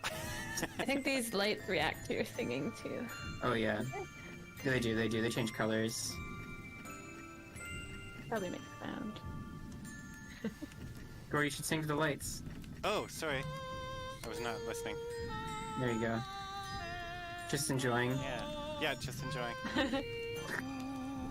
If you like hold one note and run around, I think they'll like change, kind of like you'll like get a bunch of them at once. So if you walk now, yeah, you're like plink plink plink plink plink. Yeah.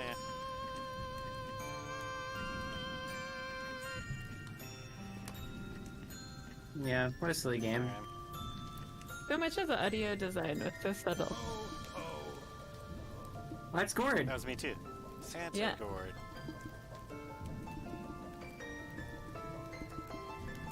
Yeah, it was just very detail oriented.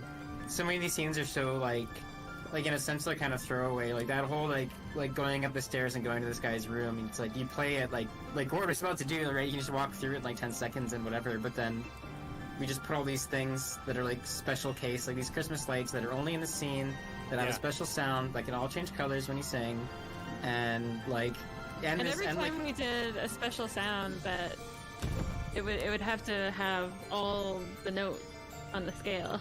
Yeah, Yeah, like and you did the background music, and of course Gord wrote like a special song that's only for that scene, and then like this cutscene has like a 3-layer track that goes through stages as you advance. Yeah, I through was the gonna scene. ask, like, this is a staged track, right? Like, it doesn't get to this dramatic part until you actually start talking to Exactly. Santa. Yeah. Yeah, it was very, yeah.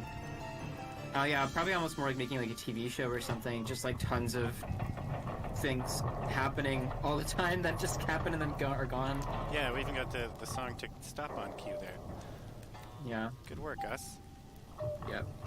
Oh yeah, that sound ruled of the factory turning off. Yeah. I'm glad we got that. Yeah, everything in this act was made from clock sounds. Well, maybe not everything, but as much. Oh, it's all like mechanical. That was like the theme was like drum sounds and clock Time, sounds and yeah. stuff. Yeah, all the characters walking had like the Oh yeah, they're all like TikTok. Yeah. That was something I was gonna try to show in the town area. Yeah, there's so many sounds in this game. It's like you can't even get them all.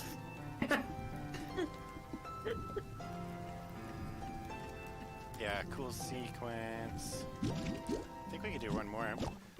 Sure. Or within this, we could do the backwards and forwards. This Orderscape, right? We could actually let's go to Moonscape because that one's everyone's favorite song. Everyone's favorite song. If you go past the second little mask bit in this section, we should keep going. Keep going. One more. That one. One more Moonscape. Yeah. Yeah. Oh yeah, you should try. Yeah, this is my favorite thing. Well, okay. First of all, the music here rules. Like insanely good. We used this music for a trailer. Yeah, we Yep. did. As our the release trailer. But okay. Cool thing you should do, Gord, is you should oh yeah, this rules too. You should pause the game, and you should go to options, and you should turn the music all the way off. Okay. Just for a second, and then all the way. I don't know if anyone's gonna be able to hear this in the stream even. But now hold like the right bumper button to dance. Or is it like Y button? Left button. That one. Left bumper. Yeah. So the bard's footsteps when they're dancing, like it's the speed of their dance is tied to the BPM of the music. And on this screen, M made footstep sounds that are in like make little arpeggios in key to the music. So when you dance, it makes like a little arpeggio that's like its own little song. Oops. And it's like on the BPM of the track and everything. It's easier to hear when the music is off, but yeah, just a little toot toot toot toot toot toot toot. That's all. I just wanted to show that. It's really great. Isn't that? No, it's not. Oh, I think it's Omnichord, if that's what you were gonna say. Yeah, I think it is. Yeah. These are all Omnichord Oh, sounds. right. I totally Yeah. forgot you bought one. That's right. Oh my god. That's a whole yeah, we were like doing research for Act 5 and I was like, oh yeah, we need like some kind of like because yeah, the theme was gonna be like synths. There's like the Sun Kingdom has like, you know, like acoustics sounds.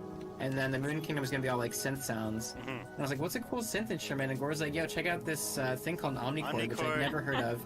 My And friend by the Mitch time got I'd one. like gotten home that day, I had like ordered one off of eBay. Just in love with it. Still have it, still love it. They're so Best cool. instrument. Yeah. So yeah, all these sounds are like omnichord plucks and strums and chords, like all the footstep sounds and stuff, I think.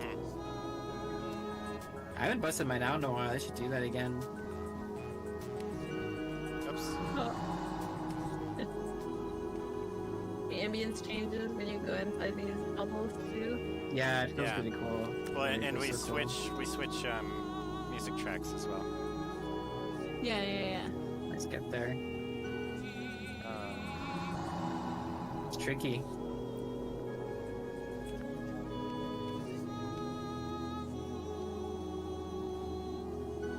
Nice. Dev solves puzzle live on stream.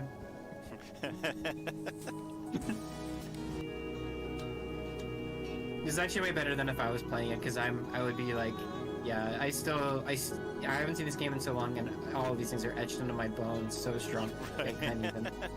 I would spend no time on it. This is probably the one area of the game where I would, like, when I was like when I felt like unsure, like before the game came out, and I was like, oh man, is this game any good? I would just go back and play this part again. Like, oh yeah, I love this song, and this part's still fun.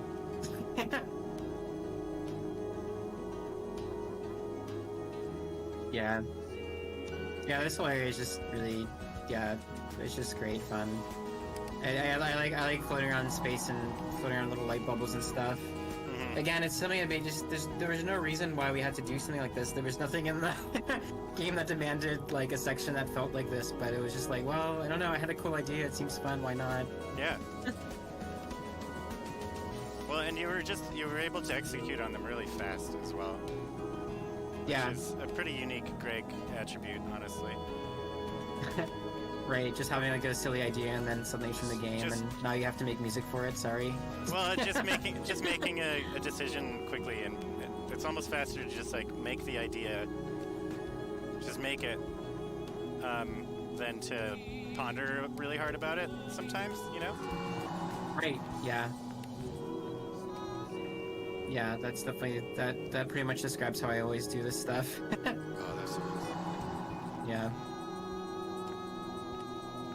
This part's so wacky. I feel like I don't even remember having to solve this problem, but like technically speaking, getting the little bubbles like wrap around stuff like that, and like the physics change and stuff. Yikes. Yeah, that was something like I did that. Yeah, that's just a common pattern in this game. Like I'm at the tail end of Chicory right now, and it's so different because in Chicory, like, there's a system that dries everything, like it's always painting. Right. And that just, it's like, you get painting working once and then it works everywhere, but in this game, like, all of these, like in this like 30-minute stream we're doing, like, every single screen has completely bespoke stuff that had to be made completely by hand that would, like, break individually, like... Right. Every single screen has got QA nightmare, and like, yeah, ugh. It's so much work. It was similar. The audio was similar. In Chicory, I could make sound effects, and they were placed throughout the whole game. But yeah, right. in this game, it's just like every screen is bespoke, right? Like it's like every act every act, yeah. Sound. Yeah. Oh yeah, and this part's just fun. Oh yeah, this is the big finale bit. Yeah.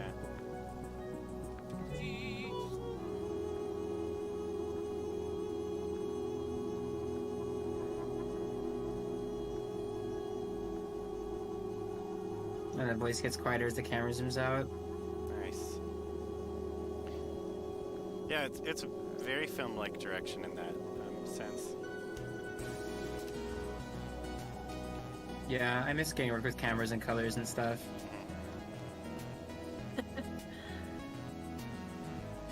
Cool. Cool. Yeah, I think that probably covers us for talk about Wander Song. That was like 5% of the game. Yep. Cool. Yeah, so thanks everyone who came to check this out. Yeah. I was Greg. I was Gord. I was M. I'm still Gord as well. Oh, okay. Yeah. Well. Alright. So long, everybody. Bye.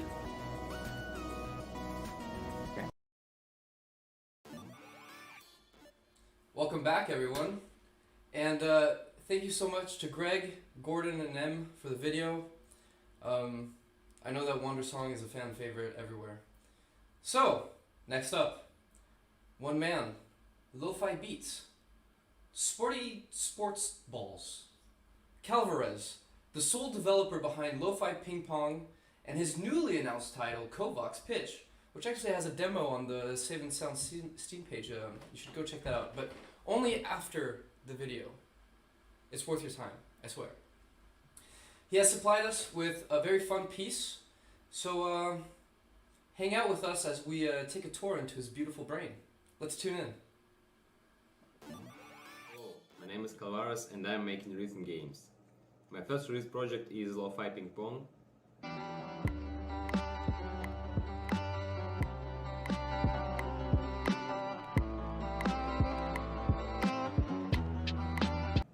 And right now I'm making my second game called Kovacs Pitch.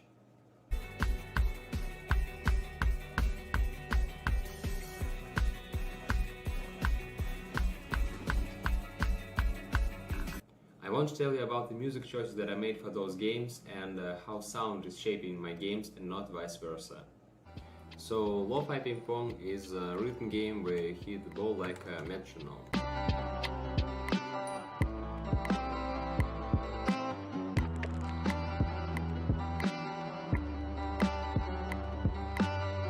course, it has some variations, so it won't get too boring. For example, I can play with 2 balls.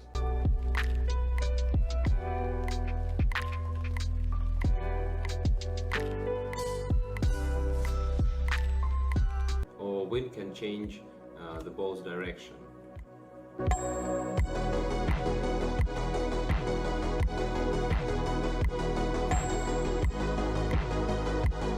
How was this game born? Once I watched a video where 2 women were playing table tennis and someone put a hip-hop beat on top of the visuals, and I was like, that's a neat idea for a game. I could not find that video, so let me demonstrate it.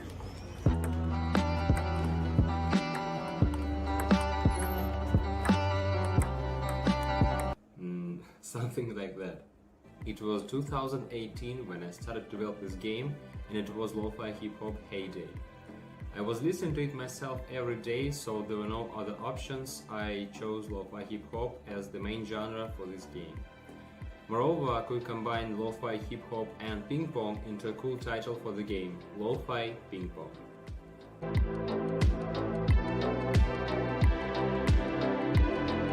Thanks to the popularity of lo-fi hip-hop music, I easily found great artists in my home country. Those guys are Satoru,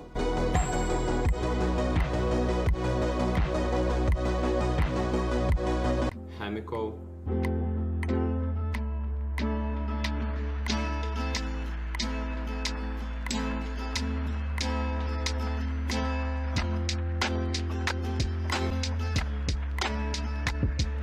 and Ino-san.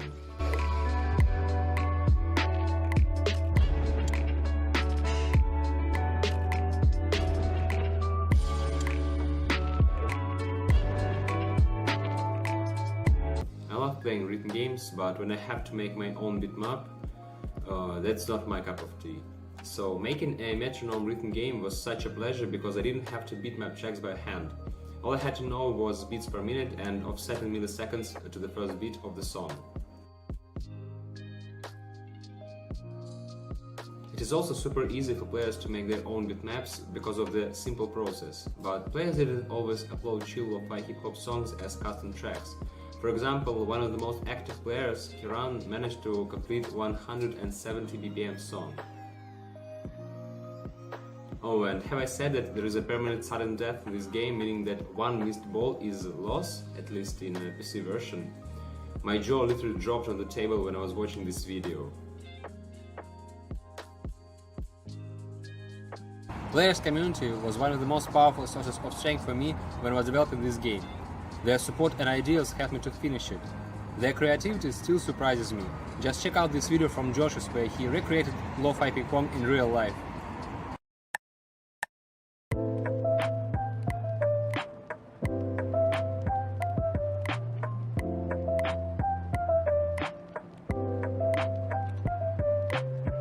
During the development of ping pong, my friends were joking about my next game. It will be a rhythm basketball or rhythm football, they said. Jokes on them because I decided to make a rhythm baseball game.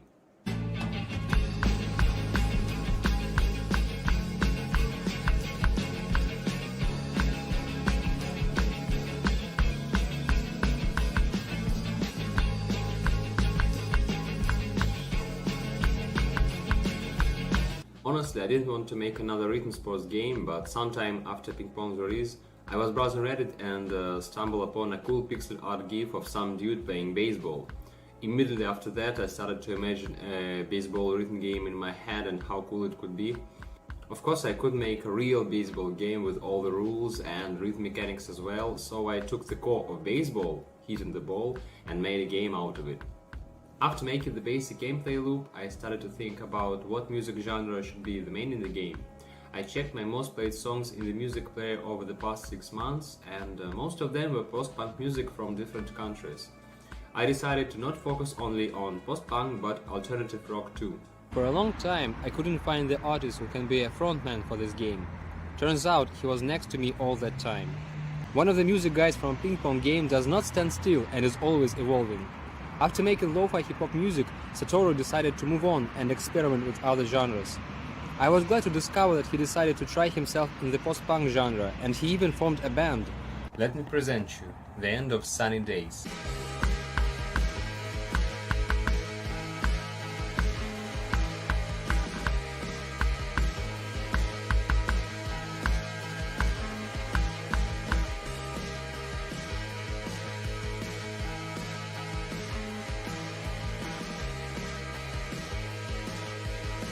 His lyrics definitely influenced the story and visuals of the game.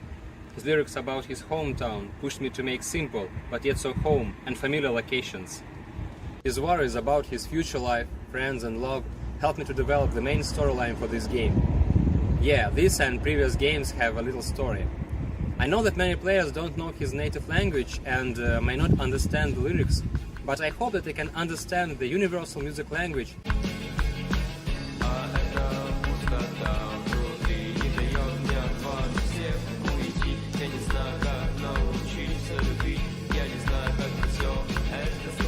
As you might have noticed, this game is a little more complex than lo-fi ping pong.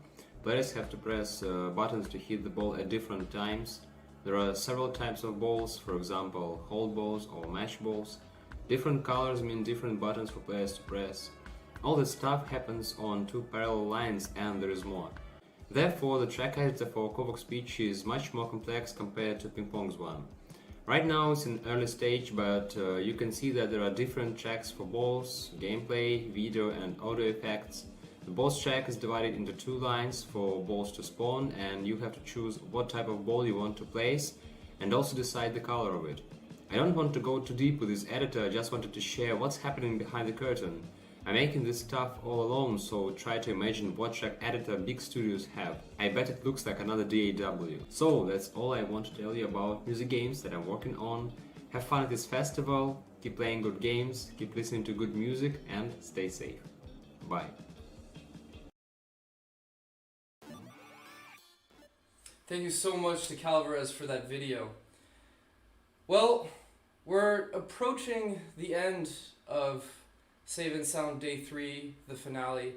I think we probably have an hour and a half left, so make sure that you stay until the end. Next up, I hope that you're strapped in.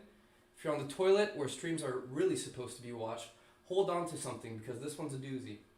Ryan Ike, the renowned composer for The West of Loathing, one of my personal favorites, and Where the Water Tastes Like Wine. Hey Ryan, what's the deal with all the westerns, by the way? I forgot to ask you that.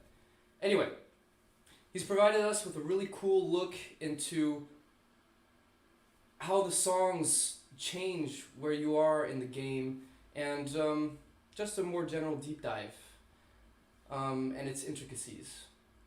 Right after that segment, we have Joshua Duchesne, the vocalist and guitarist for Where the Water Tastes Like Wine, and he explains to us how he learned what Ryan sent to him and how he implemented it into the game. And the segment ends with a little bit of acoustic guitar and song. So glad we had these two beautiful human beings for the show. Let's tune in. Yeehaw. Ryan Ike. I am the composer for Where the Water Tastes Like Wine, and I'm really excited to be here as part of Save and Sound to walk you all through the game a little bit, sort of show you some of the process compositionally, what it was like working with all these great performers, and just kind of break down a little bit about how the music functions in this game. So let's get into it. As you can see, we're on the world map here, and it's a literal map. In Where the Water Tastes Like Wine, you kind of wander the actual map of America, and that's kind of your main interaction with things. And you might notice that we don't look great. And that's because we have been cursed. I don't think it's a bad curse to be turned into a skeleton. That seems kind of awesome to me. It seems pretty metal, but to each their own. But we have been tasked with wandering the country and gathering and sharing stories and kind of bringing them back to this wolf spirit that has turned us into this, because we lost a hand of cards in maybe the worst way that you can lose a hand of cards. Bankruptcy, bad. Losing like your soul and kind of also your skin and musculature, maybe arguably worse. And so that's kind of the main idea of the game, is that you wander the map and you run into these kind of fantastical events. You're playing during the Great Depression in America in this kind of fantasy version of America. So these kind of wild things can happen to you. Some are very fantasy oriented. Some are very kind of just mundane trials and struggles you would deal with in the Great Depression, and many are in between. And those become stories that you can share with the main characters you meet. There are a ton of characters in the game that you run into. They all have their own kind of rich stories about their struggle, kind of trying to find their version of the American dream in this awful time. And spoiler alert, it doesn't go great for most of them. And so that's kind of the main conceit, is you meet these people and you share stories with them, they share their stories with you, and then you kind of keep traveling the country, you know, re-sharing these stories with new characters who then share their stories with you. The stories change over time. So as you keep kind of running into the same characters over and over, you might notice that new details of their story pop up, both because they've done new things or because the story has just kind of become more outlandish over time, sort of like a game of telephone as a kid. And that's kind of one of the main conceits here. So that's one thing I wanted to do with the music. Is the point why I'm kind of laying all that out, is I want the music to do that here too. So there is a main track in this game called Vagrant Song that plays a lot when you're on the world map. The world map also cycles in other music from throughout the game, so you're hearing a track right now that is related to a specific character who is a World War I veteran, played by an incredibly talented voice actor and my very good friend Jacob Burgess, with a lot of pathos. It made me very sad. And you're hearing his theme right now. So every character in the game, of which there are many, has their own theme music kind of relating to their background and their time. Time is kind of timey-wimey in this game. So there are World War I vets, there are people from before and after World War I. There are people from the 1960s. It's kind of all over the place. But my point was, another song that you hear on the world map a lot is a song called Vagrant Song. And I wrote multiple versions of it that change and shift depending what area of the country you're in. So right now we are in the Northeast. I had a geography like screw up a second ago because I looked at Portland and went, wait, but it's Portland, Maine, which helpfully you can see if you just look around and realize, like, oh, we're on the East Coast. Doy.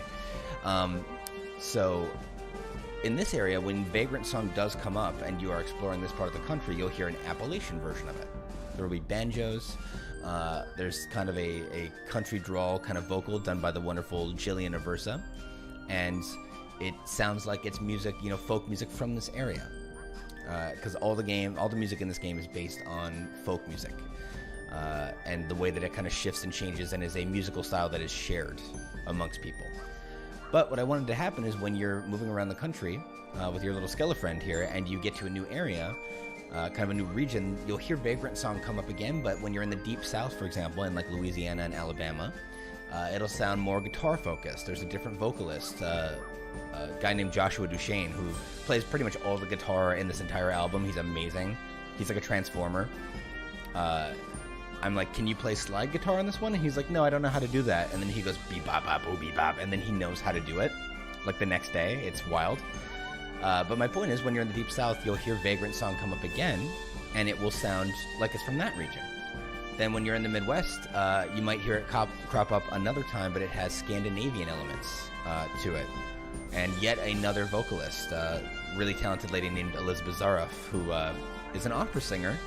And I was like, can you do kind of a folk music thing? And she was like, I don't know, maybe. And then the answer is yes. Yes, she can. So this song kind of changes throughout the country, everywhere that you are, kind of reflecting that idea of people, you know, sharing a song around a campfire and then riding the rails, you know, to a new town and sharing it again where someone else might pick it up. And it might change a little bit. And then that person might hitchhike to yet another town. And it might change, you know, a third time. And it just kind of keeps getting new details and new little bits and bobs to it based on the region, based on the performer, based on the instruments they can play or their singing style. This song is kind of a living thing, just like the stories in this game are. And actually right now what you're hearing is one of the versions of Vagrant Song. This is kind of the main theme of the overworld in the game. There are instrumental versions that play as well, because the vocals, while they're great, can be a little distracting to hear all the time in a game where you're listening to voice acting and interacting with people's stories. So we also have instrumental versions that play without the vocals in it, and that's what you're hearing right now. But you can hear, you know, when I'm not talking over it, you can hear this banjo playing that is kind of indicative of this area.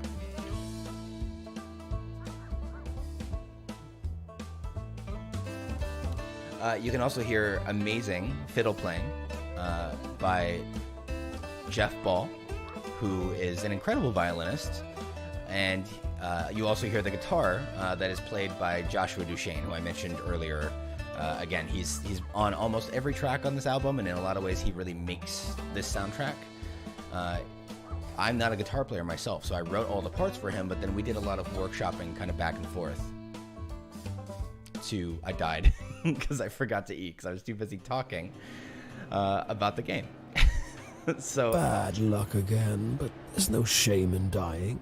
Everyone does it. He's not wrong. So I'll finish up what I was saying before because that should give you a picture of how kind of bleak this game can be, is that I literally spent so much time talking to you about the music that I died. But what you had been hearing was Joshua Duchesne on guitar there. And he plays guitar on almost every track in the game. He plays mandolin. He's a vocalist on like 3 or 4 different tracks in the game, and people don't realize it's him on all of them because he's like a crazy vocal polymorph, and he can just sound like different people. Again, he's like a transformer. It's insane. But part of my point is that, you know, the performances that I managed to get out of people on this soundtrack, the super talented folks I was lucky to work with, really are a lot of why, you know, I'm so proud of this soundtrack, and I think it turned out really, really well because folk music is super personal. You know, everybody kind of puts their own vibe into it, their own kind of personal experience, and so a lot of what I did with the performers on this soundtrack was say, you know, here's the part I wrote for you, but if you want to mess with it, you know, throw a little like extra zhuzh, you know, on it here and there. If you want to kind of like decide how you want to play this phrase, or you want to like change things a little bit here and there, like I welcome that. And thankfully, because that can be kind of scary for a performer, pretty much everybody I worked with was like, yeah, that sounds great, and they killed it. And you end up getting, you know, this part that I wrote comes back and it's better than what I wrote because they put their own kind of personality into it. And I think that's a lot of why this soundtrack works. I worked with people who were willing to kind of experiment and be willing to kind of just try their own thing based on what I gave them. The track you're hearing right now was one of the last ones I wrote for this entire soundtrack. Every single character you meet has their own theme, except for this guy, the wolf, who is the one who curses you and tasks you with wandering the country because you lose at a hand of cards with him. And just because of time constraints and the way game development works, I kind of wasn't sure I would have time to write something for him. But it ended up being the case where every other character you meet and talk to had a theme, and it felt weird that he didn't. So I managed to squeeze it in. And I have this fun disease as a composer where whatever track just kind of falls out of my butt at the end of the process. Like every other song I write, I spend forever laboring over it, kind of tweaking it forever, probably longer than I should. And then there's always one track that it's like, oh God, I need to do this one too. I don't have time. Here. And then that one ends up being one of my favorites, and often one of, you know, players' favorites. And I should probably do some self-reflection and learn something from that, but I'm not gonna. And you can't make me. Also. Oh, this is one of my favorite ones. Hey there, stranger. You're welcome to enjoy this fire with me, if you're respectful, that is. Quinn is great. Quinn is a little kid. Kid with a knife. Sweet combo. And they are kind of just riding the rails. That's their whole thing, is that they hop on boxcars. They just kind of make their way from town to town. So the track you're hearing now is their theme. It's called Rail Hoppin'. And Joshua tells me it's pretty simple to play, which I don't believe, because I'm not a guitar player, but it sounds hard. But it's just a you know, synthesized banjo. Again, the banjo is not real because it was tricky to find a banjo player, but because of Joshua's amazing live guitar playing, you don't really notice. And again, that's kind of a tool I used a lot on this soundtrack, is having 1 or 2 live performers on every track that I could, and it just makes all the artificial stuff we have to use in game development sound better anyway. So yeah, just kind of trying to like give the vibe of like you're chilling in a boxcar as it cruises through middle America and you're heading towards whatever town you're going to stop off in next. You know, every night a new place is kind of this character's idea. And it was really fun to go through this cast of characters and write a different theme for every one of them. I got to do a lot of different backgrounds. Some are really tragic, some are kind of more fun and upbeat, like this one. They come from all kind of different cultures.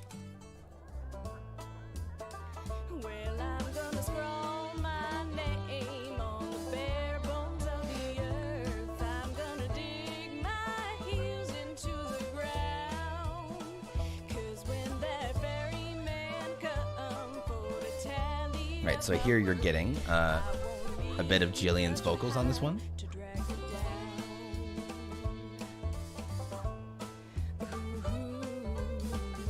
Again, she's a lot of people kind of went outside their comfort zone on this one. She's typically more of like an operatic singer, and I asked if she could do kind of a country thing on this one. She was like, I think so, and the answer is like, yeah.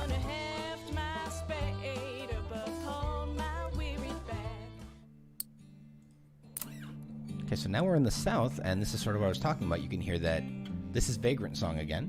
Same one we were hearing up in Appalachia, but it's got more of a southern kind of flavor to it. Hear Joshua's amazing guitar playing. Just every single crazy thing I asked him to do, he was like, sure, and just did it. Well, I'm gonna scroll my name on the bare bones of the earth. I'm gonna dig my heels into the ground. This is also him on vocals. He's an incredible singer.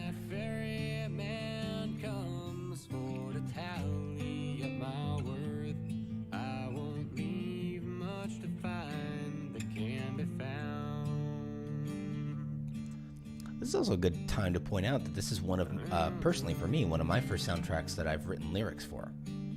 Most of my music throughout my career has been instrumental up to this point, so this is kind of one of my first stabs at writing, vocals with words, and I'm pretty happy with how it turned out.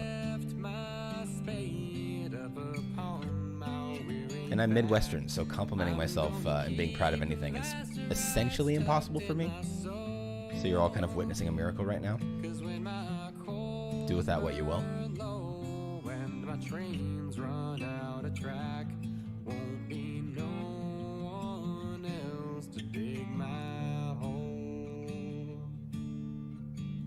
That's, I think, kind of one of the final points I want to make is that so much of the soundtrack revolved around me relying on my performers. Like, I wrote everything. Sure, I wrote all the music, I wrote all the lyrics.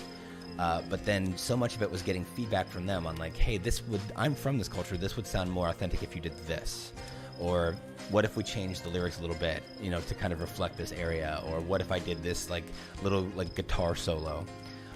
Or if I changed the part you gave me just a bit to kind of like add a little personal flair. Like so much of what makes this soundtrack work, I hope it works. And what I think makes it kind of special is how much personality and just passion these performers put into things and how much they shaped it, in addition to me just writing everything.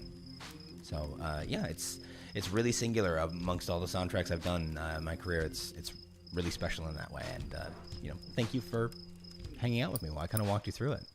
So thank you so much for sticking around and taking a look at the soundtrack with me. It's really one of my favorite things that I've ever gotten to work on, and I really appreciate you kind of walking through it with me. So please enjoy the rest of Save and Sound, and thanks for coming.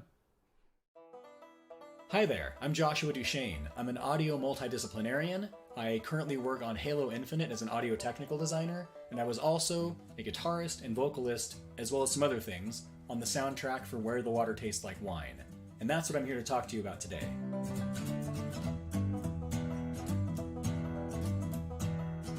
So first I want to thank everybody who has played the game, who's listened to the music, and especially those of you who have sent us comments and messages about how you enjoyed the music in the game. It means a ton to us. This was a labor of love, and we are absolutely thrilled anytime we hear any positive feedback about it, so thank you. One thing I wanted to do to sort of give back a bit is explain a bit of the process that we went through to create this robust and beautiful soundtrack. And I want to tell a little story that I think is kind of fun, and then at the end I'll try to perform a tiny piece of one of the songs that often gets requested.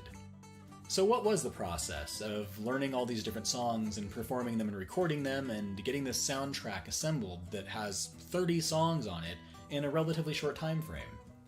Well, the first thing that would happen is Ryan would send us, the performers, a set of written notes as well as some demo tracks that we would then use to learn the songs and learn kind of the feeling, the story behind them, and all that sort of stuff. And then from there, we'd go on our merry way and produce them. But it's not just as easy as get notes and then play the song, record it, and send it off and it's done. There's a lot of work that goes into making sure that all those steps are crafted and done in a way that really conveys the story and the feeling that the composer is trying to get across. So Ryan would send really, really detailed notes. so that I knew exactly the feeling he was trying to convey, the character this song was about, the part of the story it was trying to tell. Because ultimately, this is a storytelling game, and the music needs to be a continuation of that, an extension of that, so that the story is told through every element of the music. Not just the lyrics, necessarily, not just the style, but everything from the way it's performed, to the way it's recorded, to the way it's produced. So the first thing I would do when Ryan would send me a new song is that I would listen to it, and I would have my lovely guitar Maribel with me, and I would literally just pick it out note by note, chord by chord, and write them down as I went, so that I had my own kind of personalized sheet music that I would then use to learn the song really rapidly. So step 2, learn the song really rapidly. I would take the notes that I'd written and try to learn the different parts. So I'll use Rail Hoppin' as an example because it's in my opinion, a relatively easy song from the soundtrack. I even produced a tutorial on it, so if you're interested, check out my YouTube page where I have a tutorial on how to learn to play Rail Hoppin'. So with this song, I would learn the notes. Okay, cool. Learning it. Sounds good. And then once I had mastered it and I had it in my head and I could just play it flawlessly all the way through, the next thing would be to take the story, take the character, and really begin to imbue it. And so at that part, I started to think really creatively about how can I convey the feeling of, in this case, riding on a train, because this song is about hopping on train cars and riding the rails across the country. And so rather than just playing those notes sort of open like this, I decided if I can have a big, chunky, heavy palm mute, oh yeah, that's going to give that feeling of a train car when it goes cha-chunk, cha-chunk, cha-chunk, cha-chunk.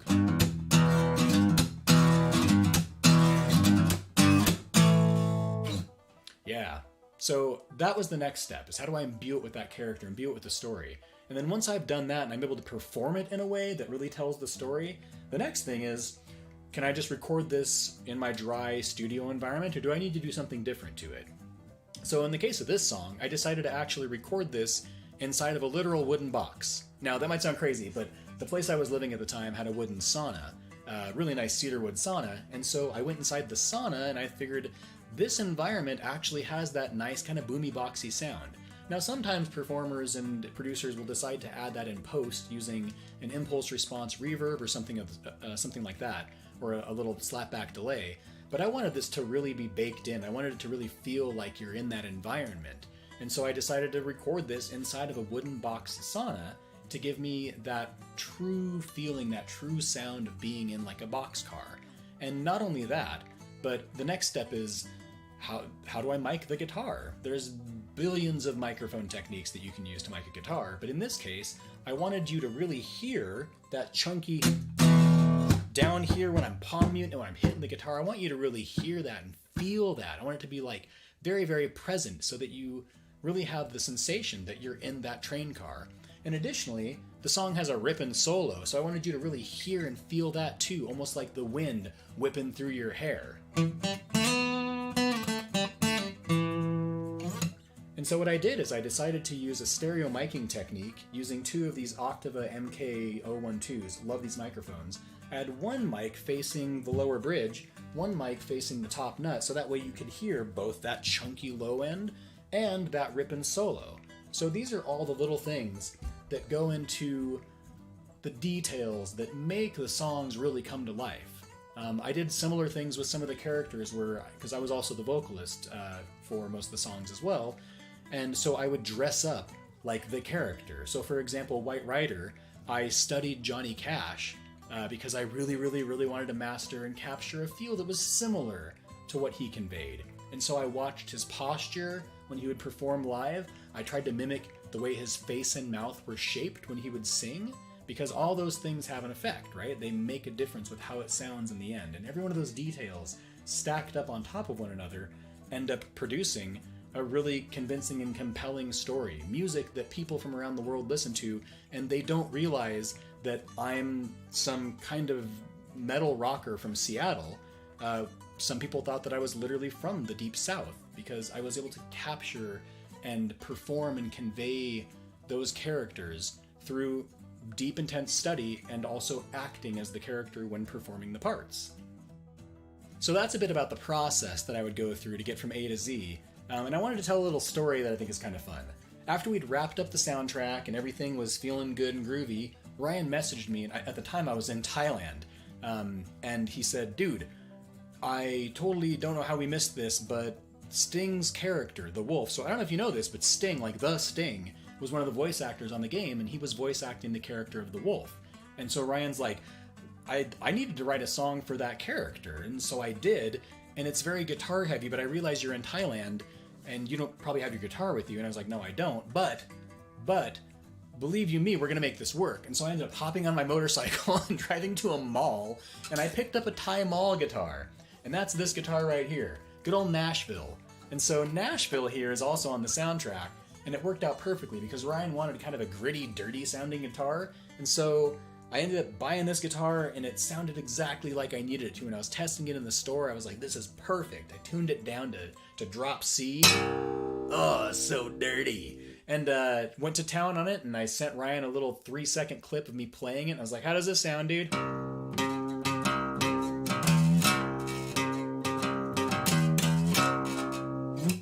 So that's a little story that I thought was kind of fun about what you'll go through to achieve the art that you want to achieve. You'll hop on a motorcycle and ride through a foreign country where you don't speak the language, you're reading the signs, and you'll buy a cheap mall guitar, which I somehow got back as a carry-on on all my flights. It was awesome. They didn't question me once. I thought I was going to have to leave it there. Nope, got it back. Perfect. This is also the guitar, if you notice, if you watch the rail hoppin' tutorial video, this is the guitar I give the tutorial on, because I recorded that in Thailand as well. So, anyway, fun little story. Hope that's enjoyable. Thanks so much for watching. To wrap this up, I'm going to attempt to play the intro and the first verse and chorus from Heavy Hands. Now, disclaimer, I haven't played this song in over 5 years, I'm not even kidding, so I'll do the best I can. I hope you enjoy it.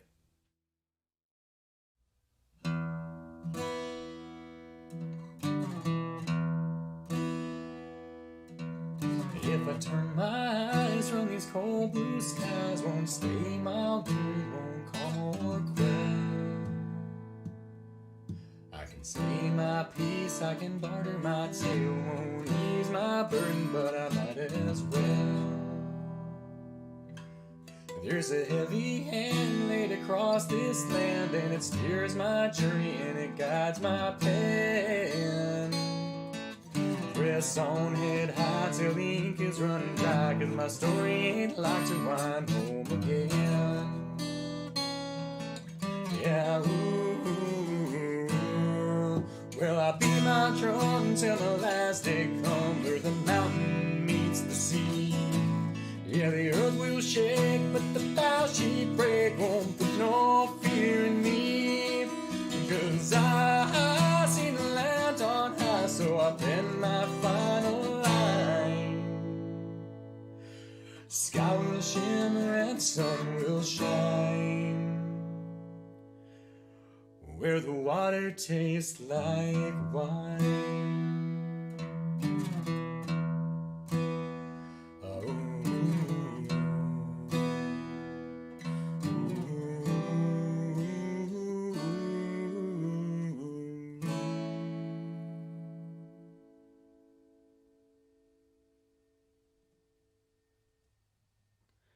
Thank you.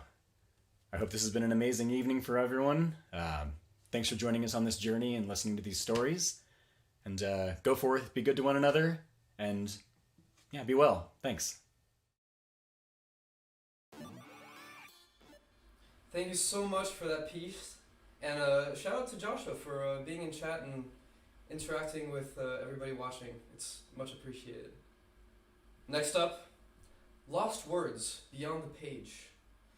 It's a sentimental orchestral masterpiece. We have some never before seen behind the scenes footage of the orchestra playing and how it was recorded, mixed with some gameplay. Let's tune in, shall we?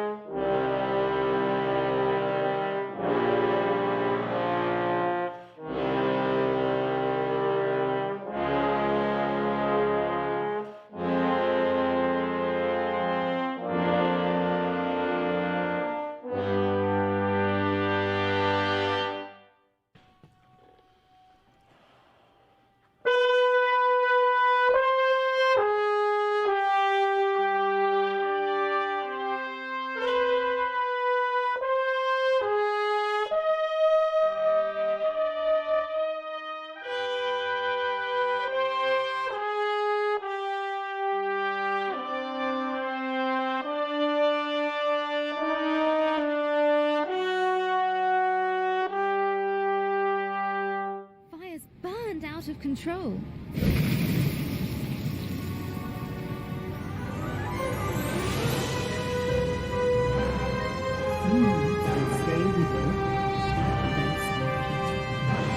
A strange blaze crackled ahead. Is that fire? I've never seen a flame like that before.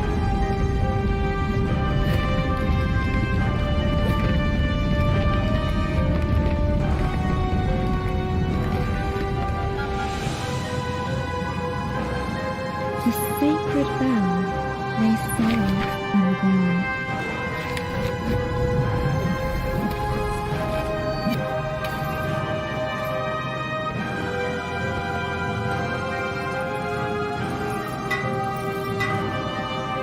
Nearly there. Oh no. No. Where are the other fireflies?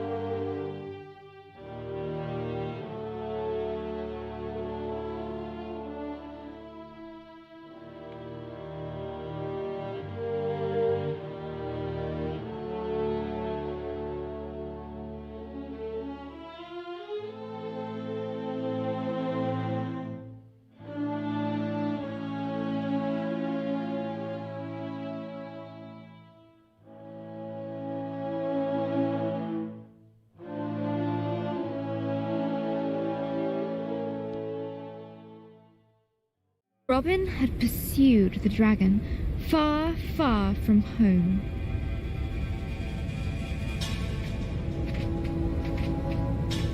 The desert spread out before her. Dunes rising and falling like a sea of gold. Timeless and bewildering. A glow in the sand. Another firefly, escaped from the dragon's grasp. Hey there, little one. You're safe now. Where did this wind suddenly come from? There was something very unnatural about it. Woohoo!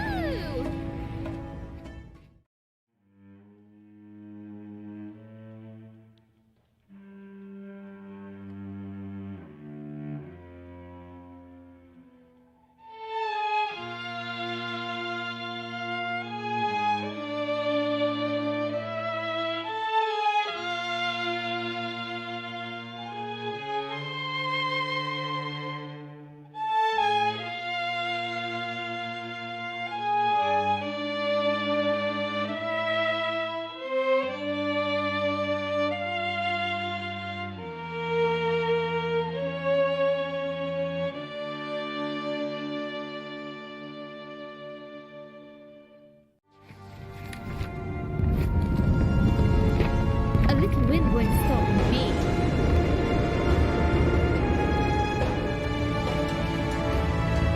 Can't close now. Hold on, fireflies. Hold on.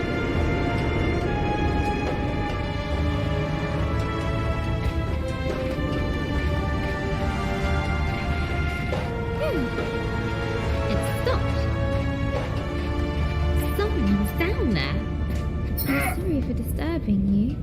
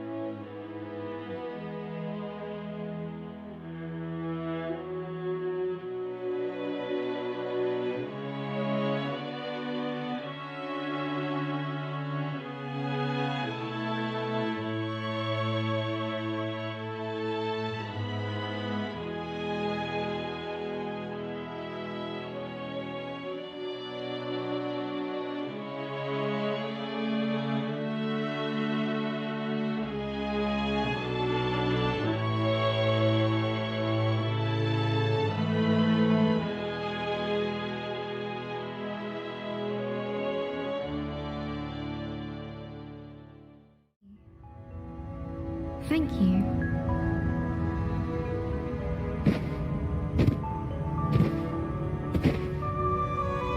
Now, I will return the fireflies. I'm coming for you, dragon. With her confidence renewed, a newfound power coursed through her. I feel like I can do anything. Yeah, word magic.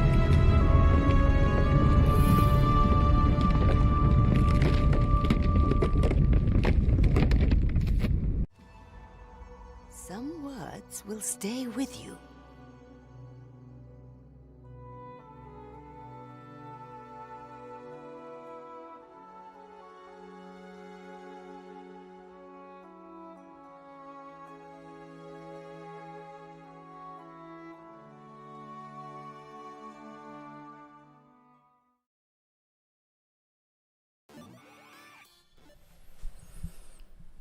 Oh, thank you so much to developers of Lost Words for that video.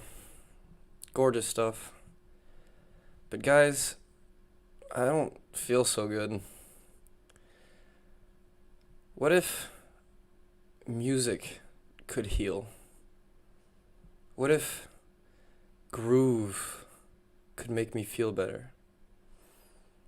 Well, turns out that Rhythm Doctor does exactly that.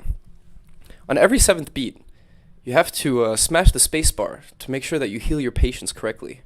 They've supplied us with an audio deep dive on how the gameplay mechanics work and how they're applied in the game. Let's tune in.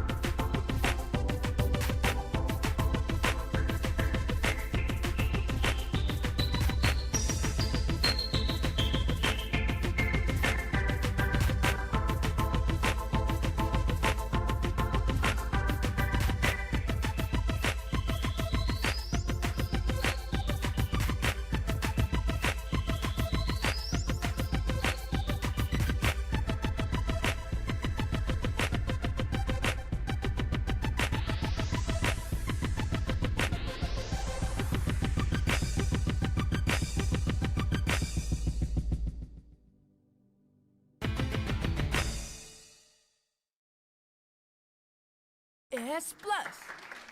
Good job.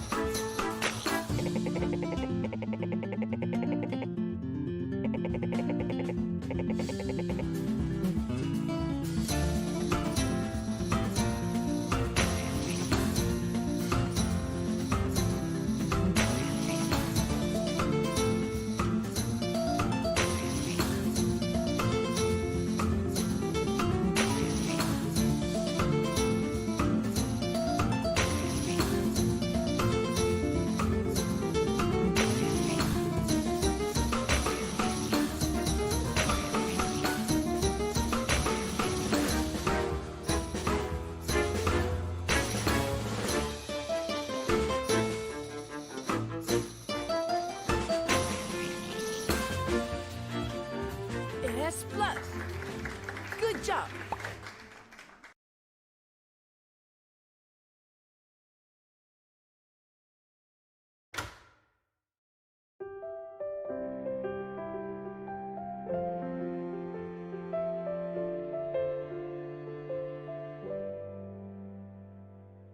Get set, go. I just can't refrain. Bitterness so quaint. One more shot, never again. All the excuses, always the same. All the times I tried, I just couldn't get over you. I just cannot hide the satisfaction you can prove. One more sip and breathe. My worries disappear for a while. Then it all comes kicking in.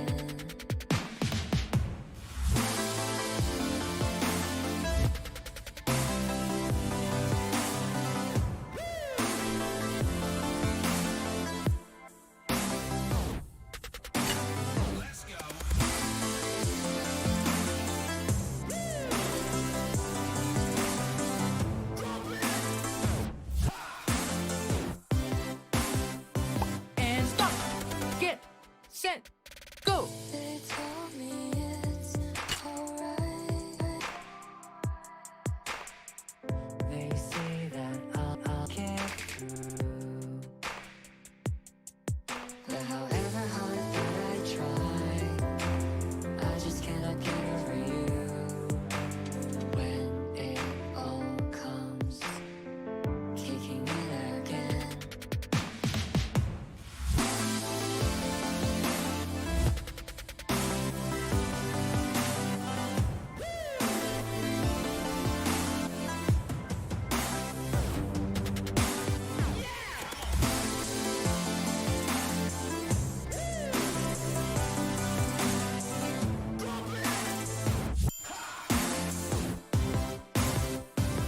Stop. I'm shaken, stirred, awakened, has taken this pain to realize the truth. You have been through all the things I've been through. You can be my muse. I'll write these Ready, songs for get you. set, go. Now I'm shaken, stirred, awakened, has taken this pain to realize the truth. So take the craving, take away the craving. Ready, get set, go. Take away the craving from me. Get set, go. Stay away from you.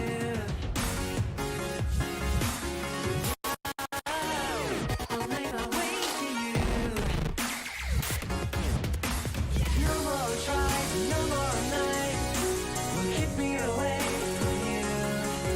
I finally found the key to set me free. Stop.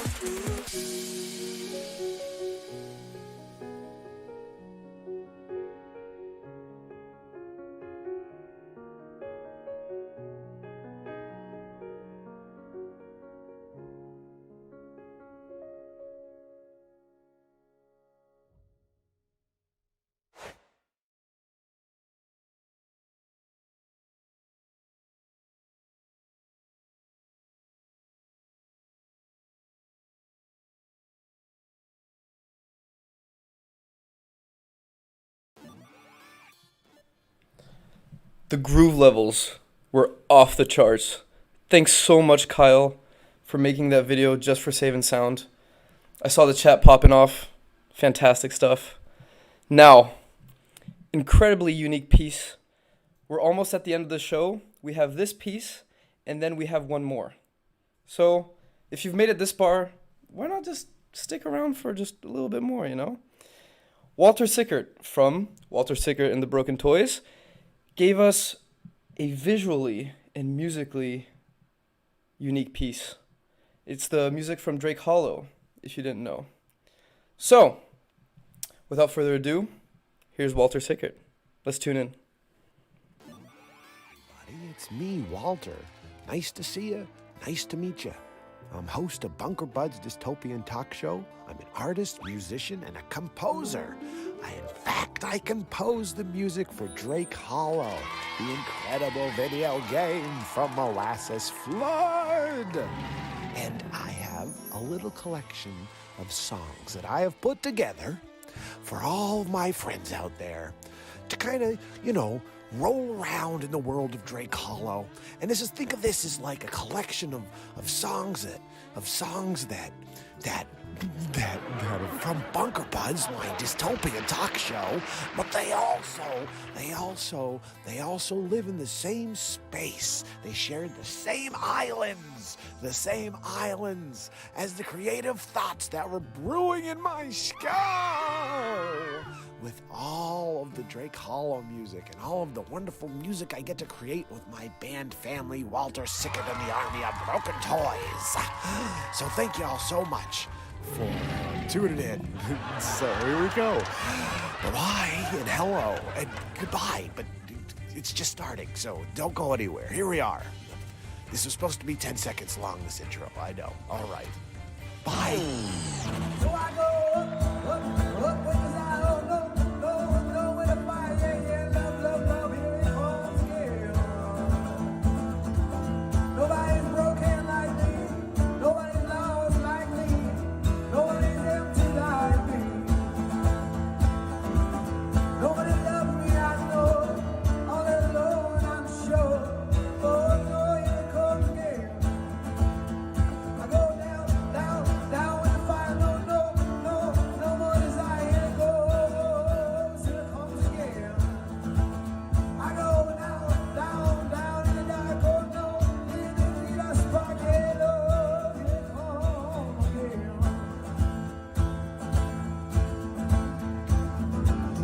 Ain't gonna let myself out.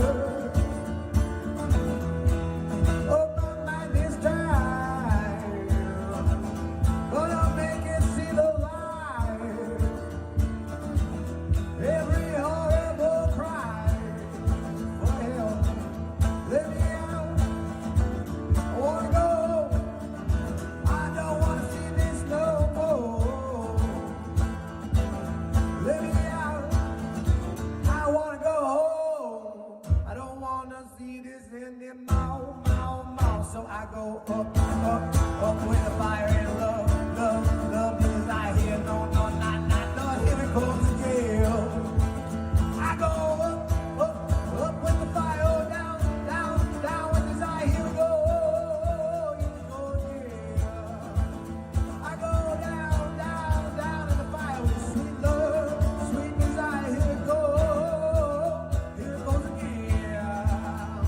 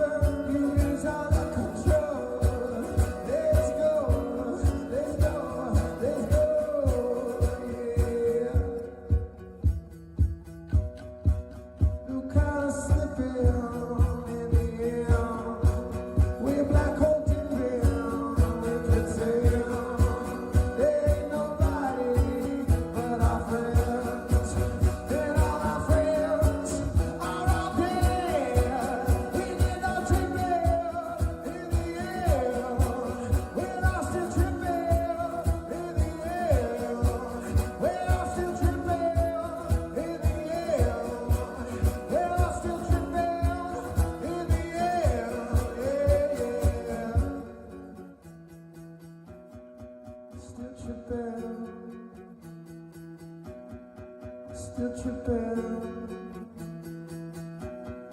Still tripping.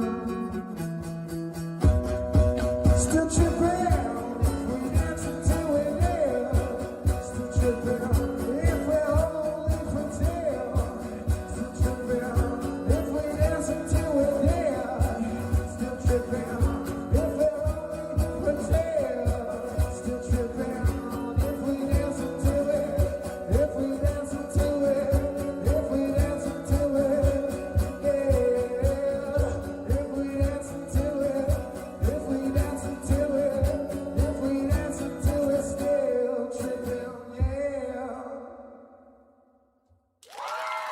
Don't take me now.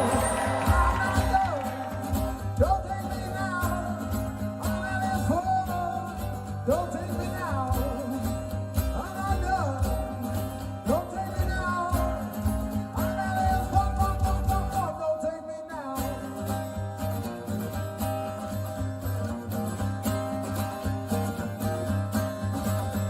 I was born so down. I don't know why. When I was born, I made devil cry. Lost in my mind, lost in space. But don't let me end this race. Don't take me now. Don't take me now. Don't take me now. Don't take me now. Don't take me now. Don't take me, motherfucker.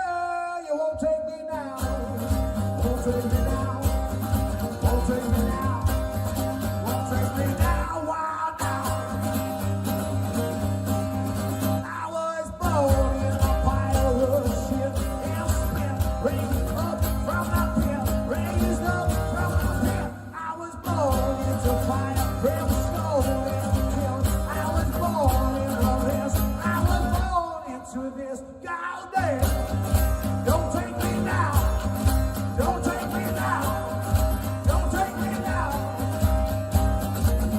I'm been lost in my mind. I'm been lost in the space. Oh, let me finish. Whoa, you let me finish. Whoa, you let me finish. There's race. There's race. There's race.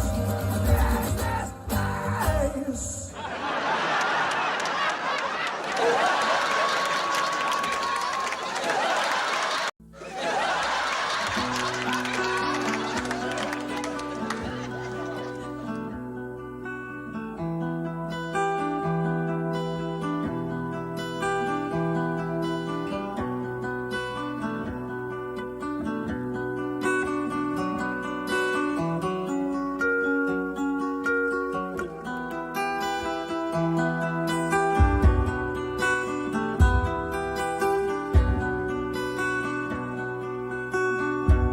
One love in the dark. Sand sparks on the spine.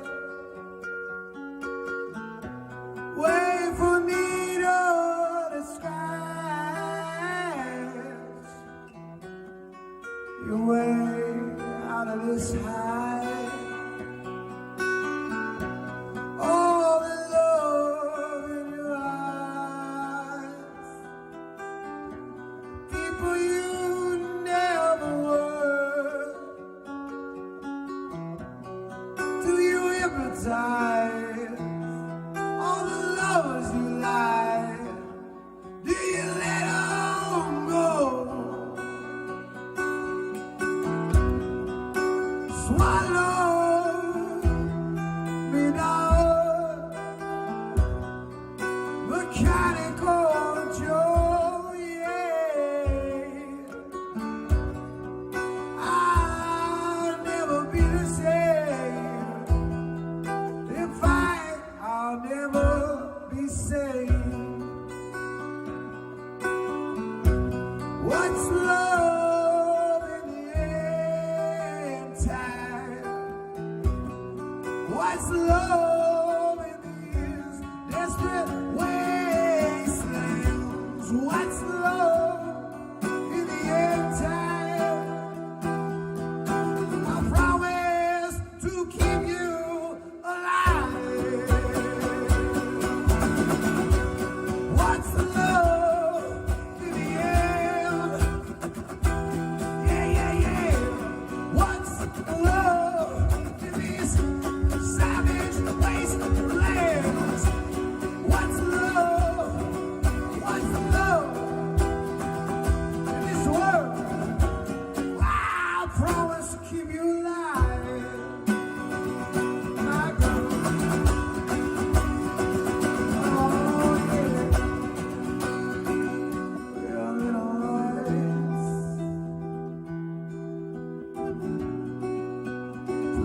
I'm falling on a fucked up stage.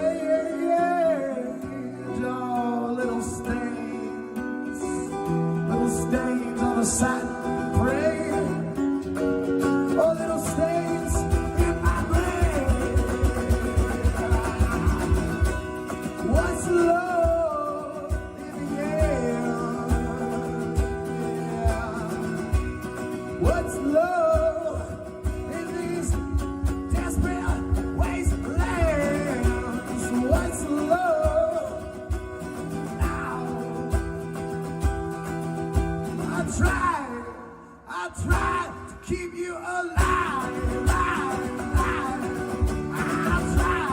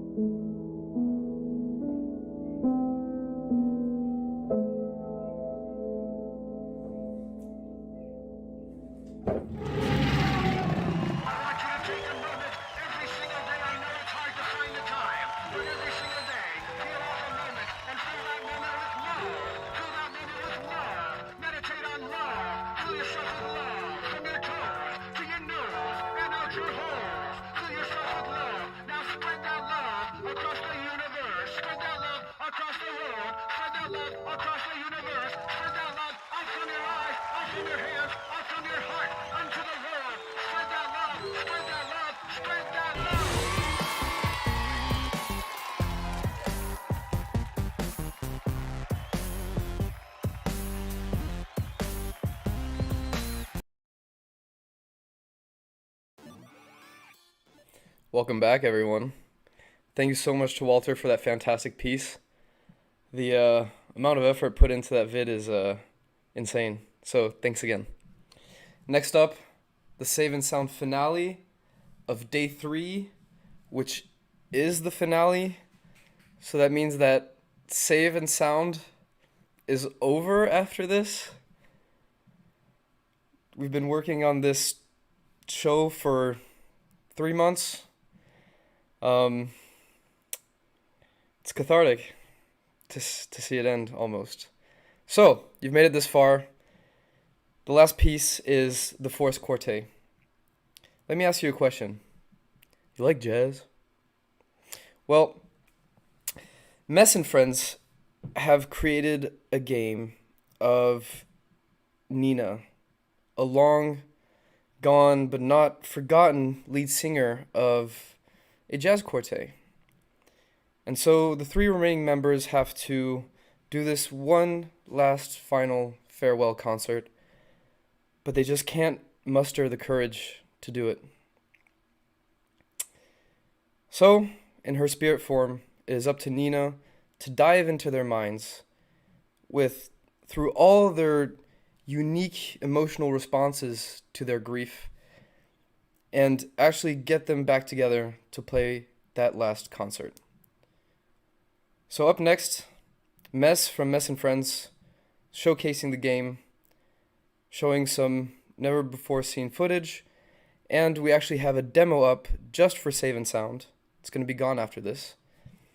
I highly recommend it. Mess is the creative director. He does animations. He is just a very talented individual, so let's tune in. Hi, I'm Mads. Thanks for tuning in. I'm the creator of the Forest Quartet, which is going to be published by Bedtime. I'm very sorry I can't be at the live stream. I have an upcoming recording session for the game, and so I need to prepare for that. We need to put down the final tracks and make sure that the final album of the game will be perfect and fully scored. So that's very exciting. The Forest Quartet is very dear to my heart. It's a very personal project. I come from a family of musicians, and it's about sort of family of musicians. And yeah, we are in production phase right now, which is crazy because it's more than 5 years in the making, and I never really thought that I would finish this project, and now it's going to be finished, and it's pretty crazy. It's kind of hard to believe. It's also hard to believe that I have such a great publisher on it. I really love Bedtime and what they do.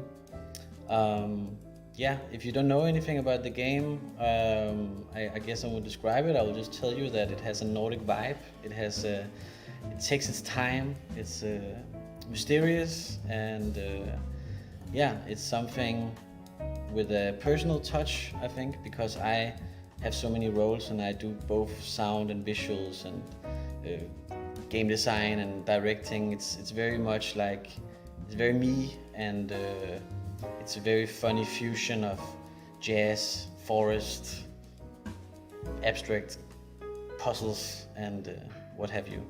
I hope some of you will try the demo and wishlist it. Yeah, thank you so much, and have a good night. Ciao.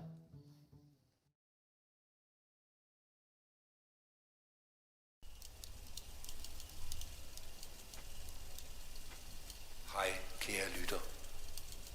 Her til aften bringer jeg en særlig og sørgelig meddelelse.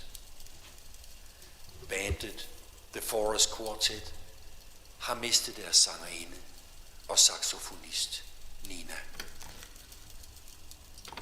Det er nu en uge siden hun gik bort efter en lang kamp mod en sjælden sygdom. The Forest Quartet er et meget mystisk jazzband, som efter sigende bor dybt inde i det mørkeste af en uberørt skov. De har tidligere fortalt mig, at en vigtig inspirationskilde ligger gemt derinde, hvor træerne står allertættest. Bandet har valgt at afholde en afskedskoncert for Nina, og dermed give hendes fans en mulighed for at sige farvel. Koncerten finder sted om 3 dage på bandets egen, helt unikke skovscene.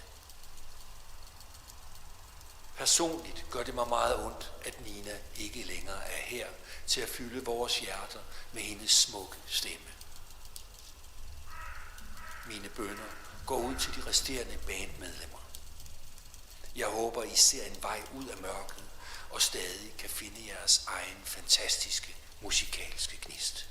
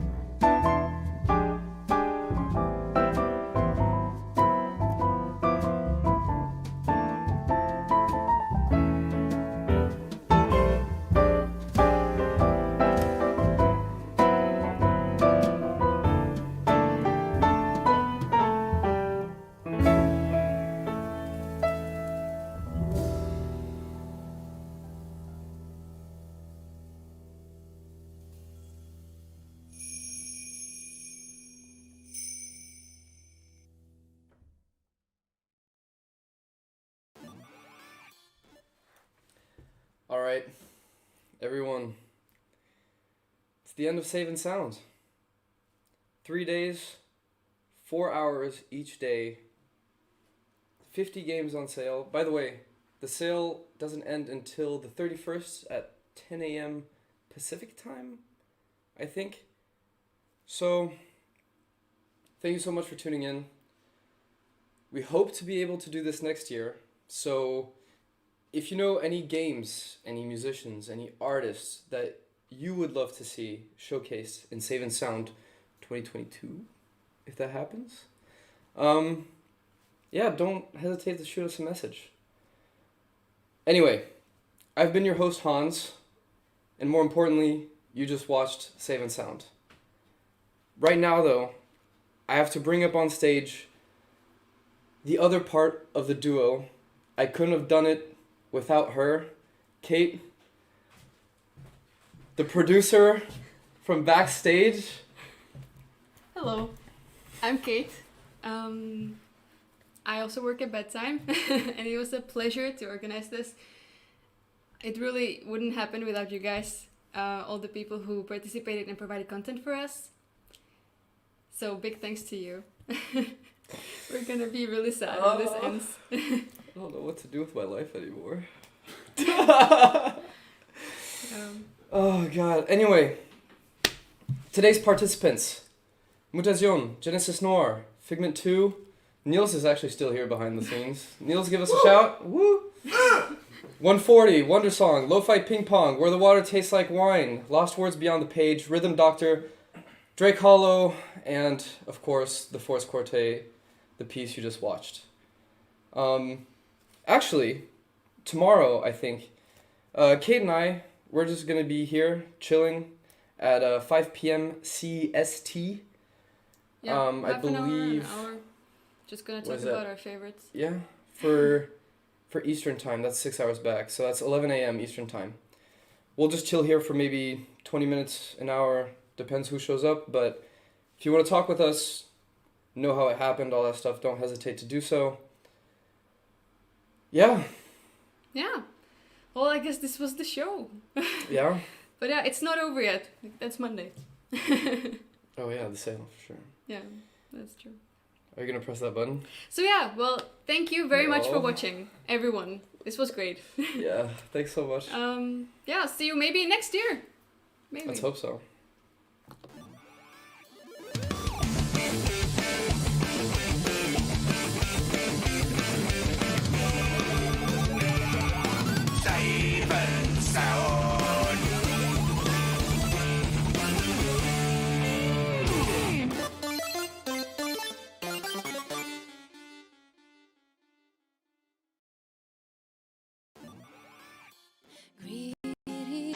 Seems we have another nightmare on our hands. There's a heavy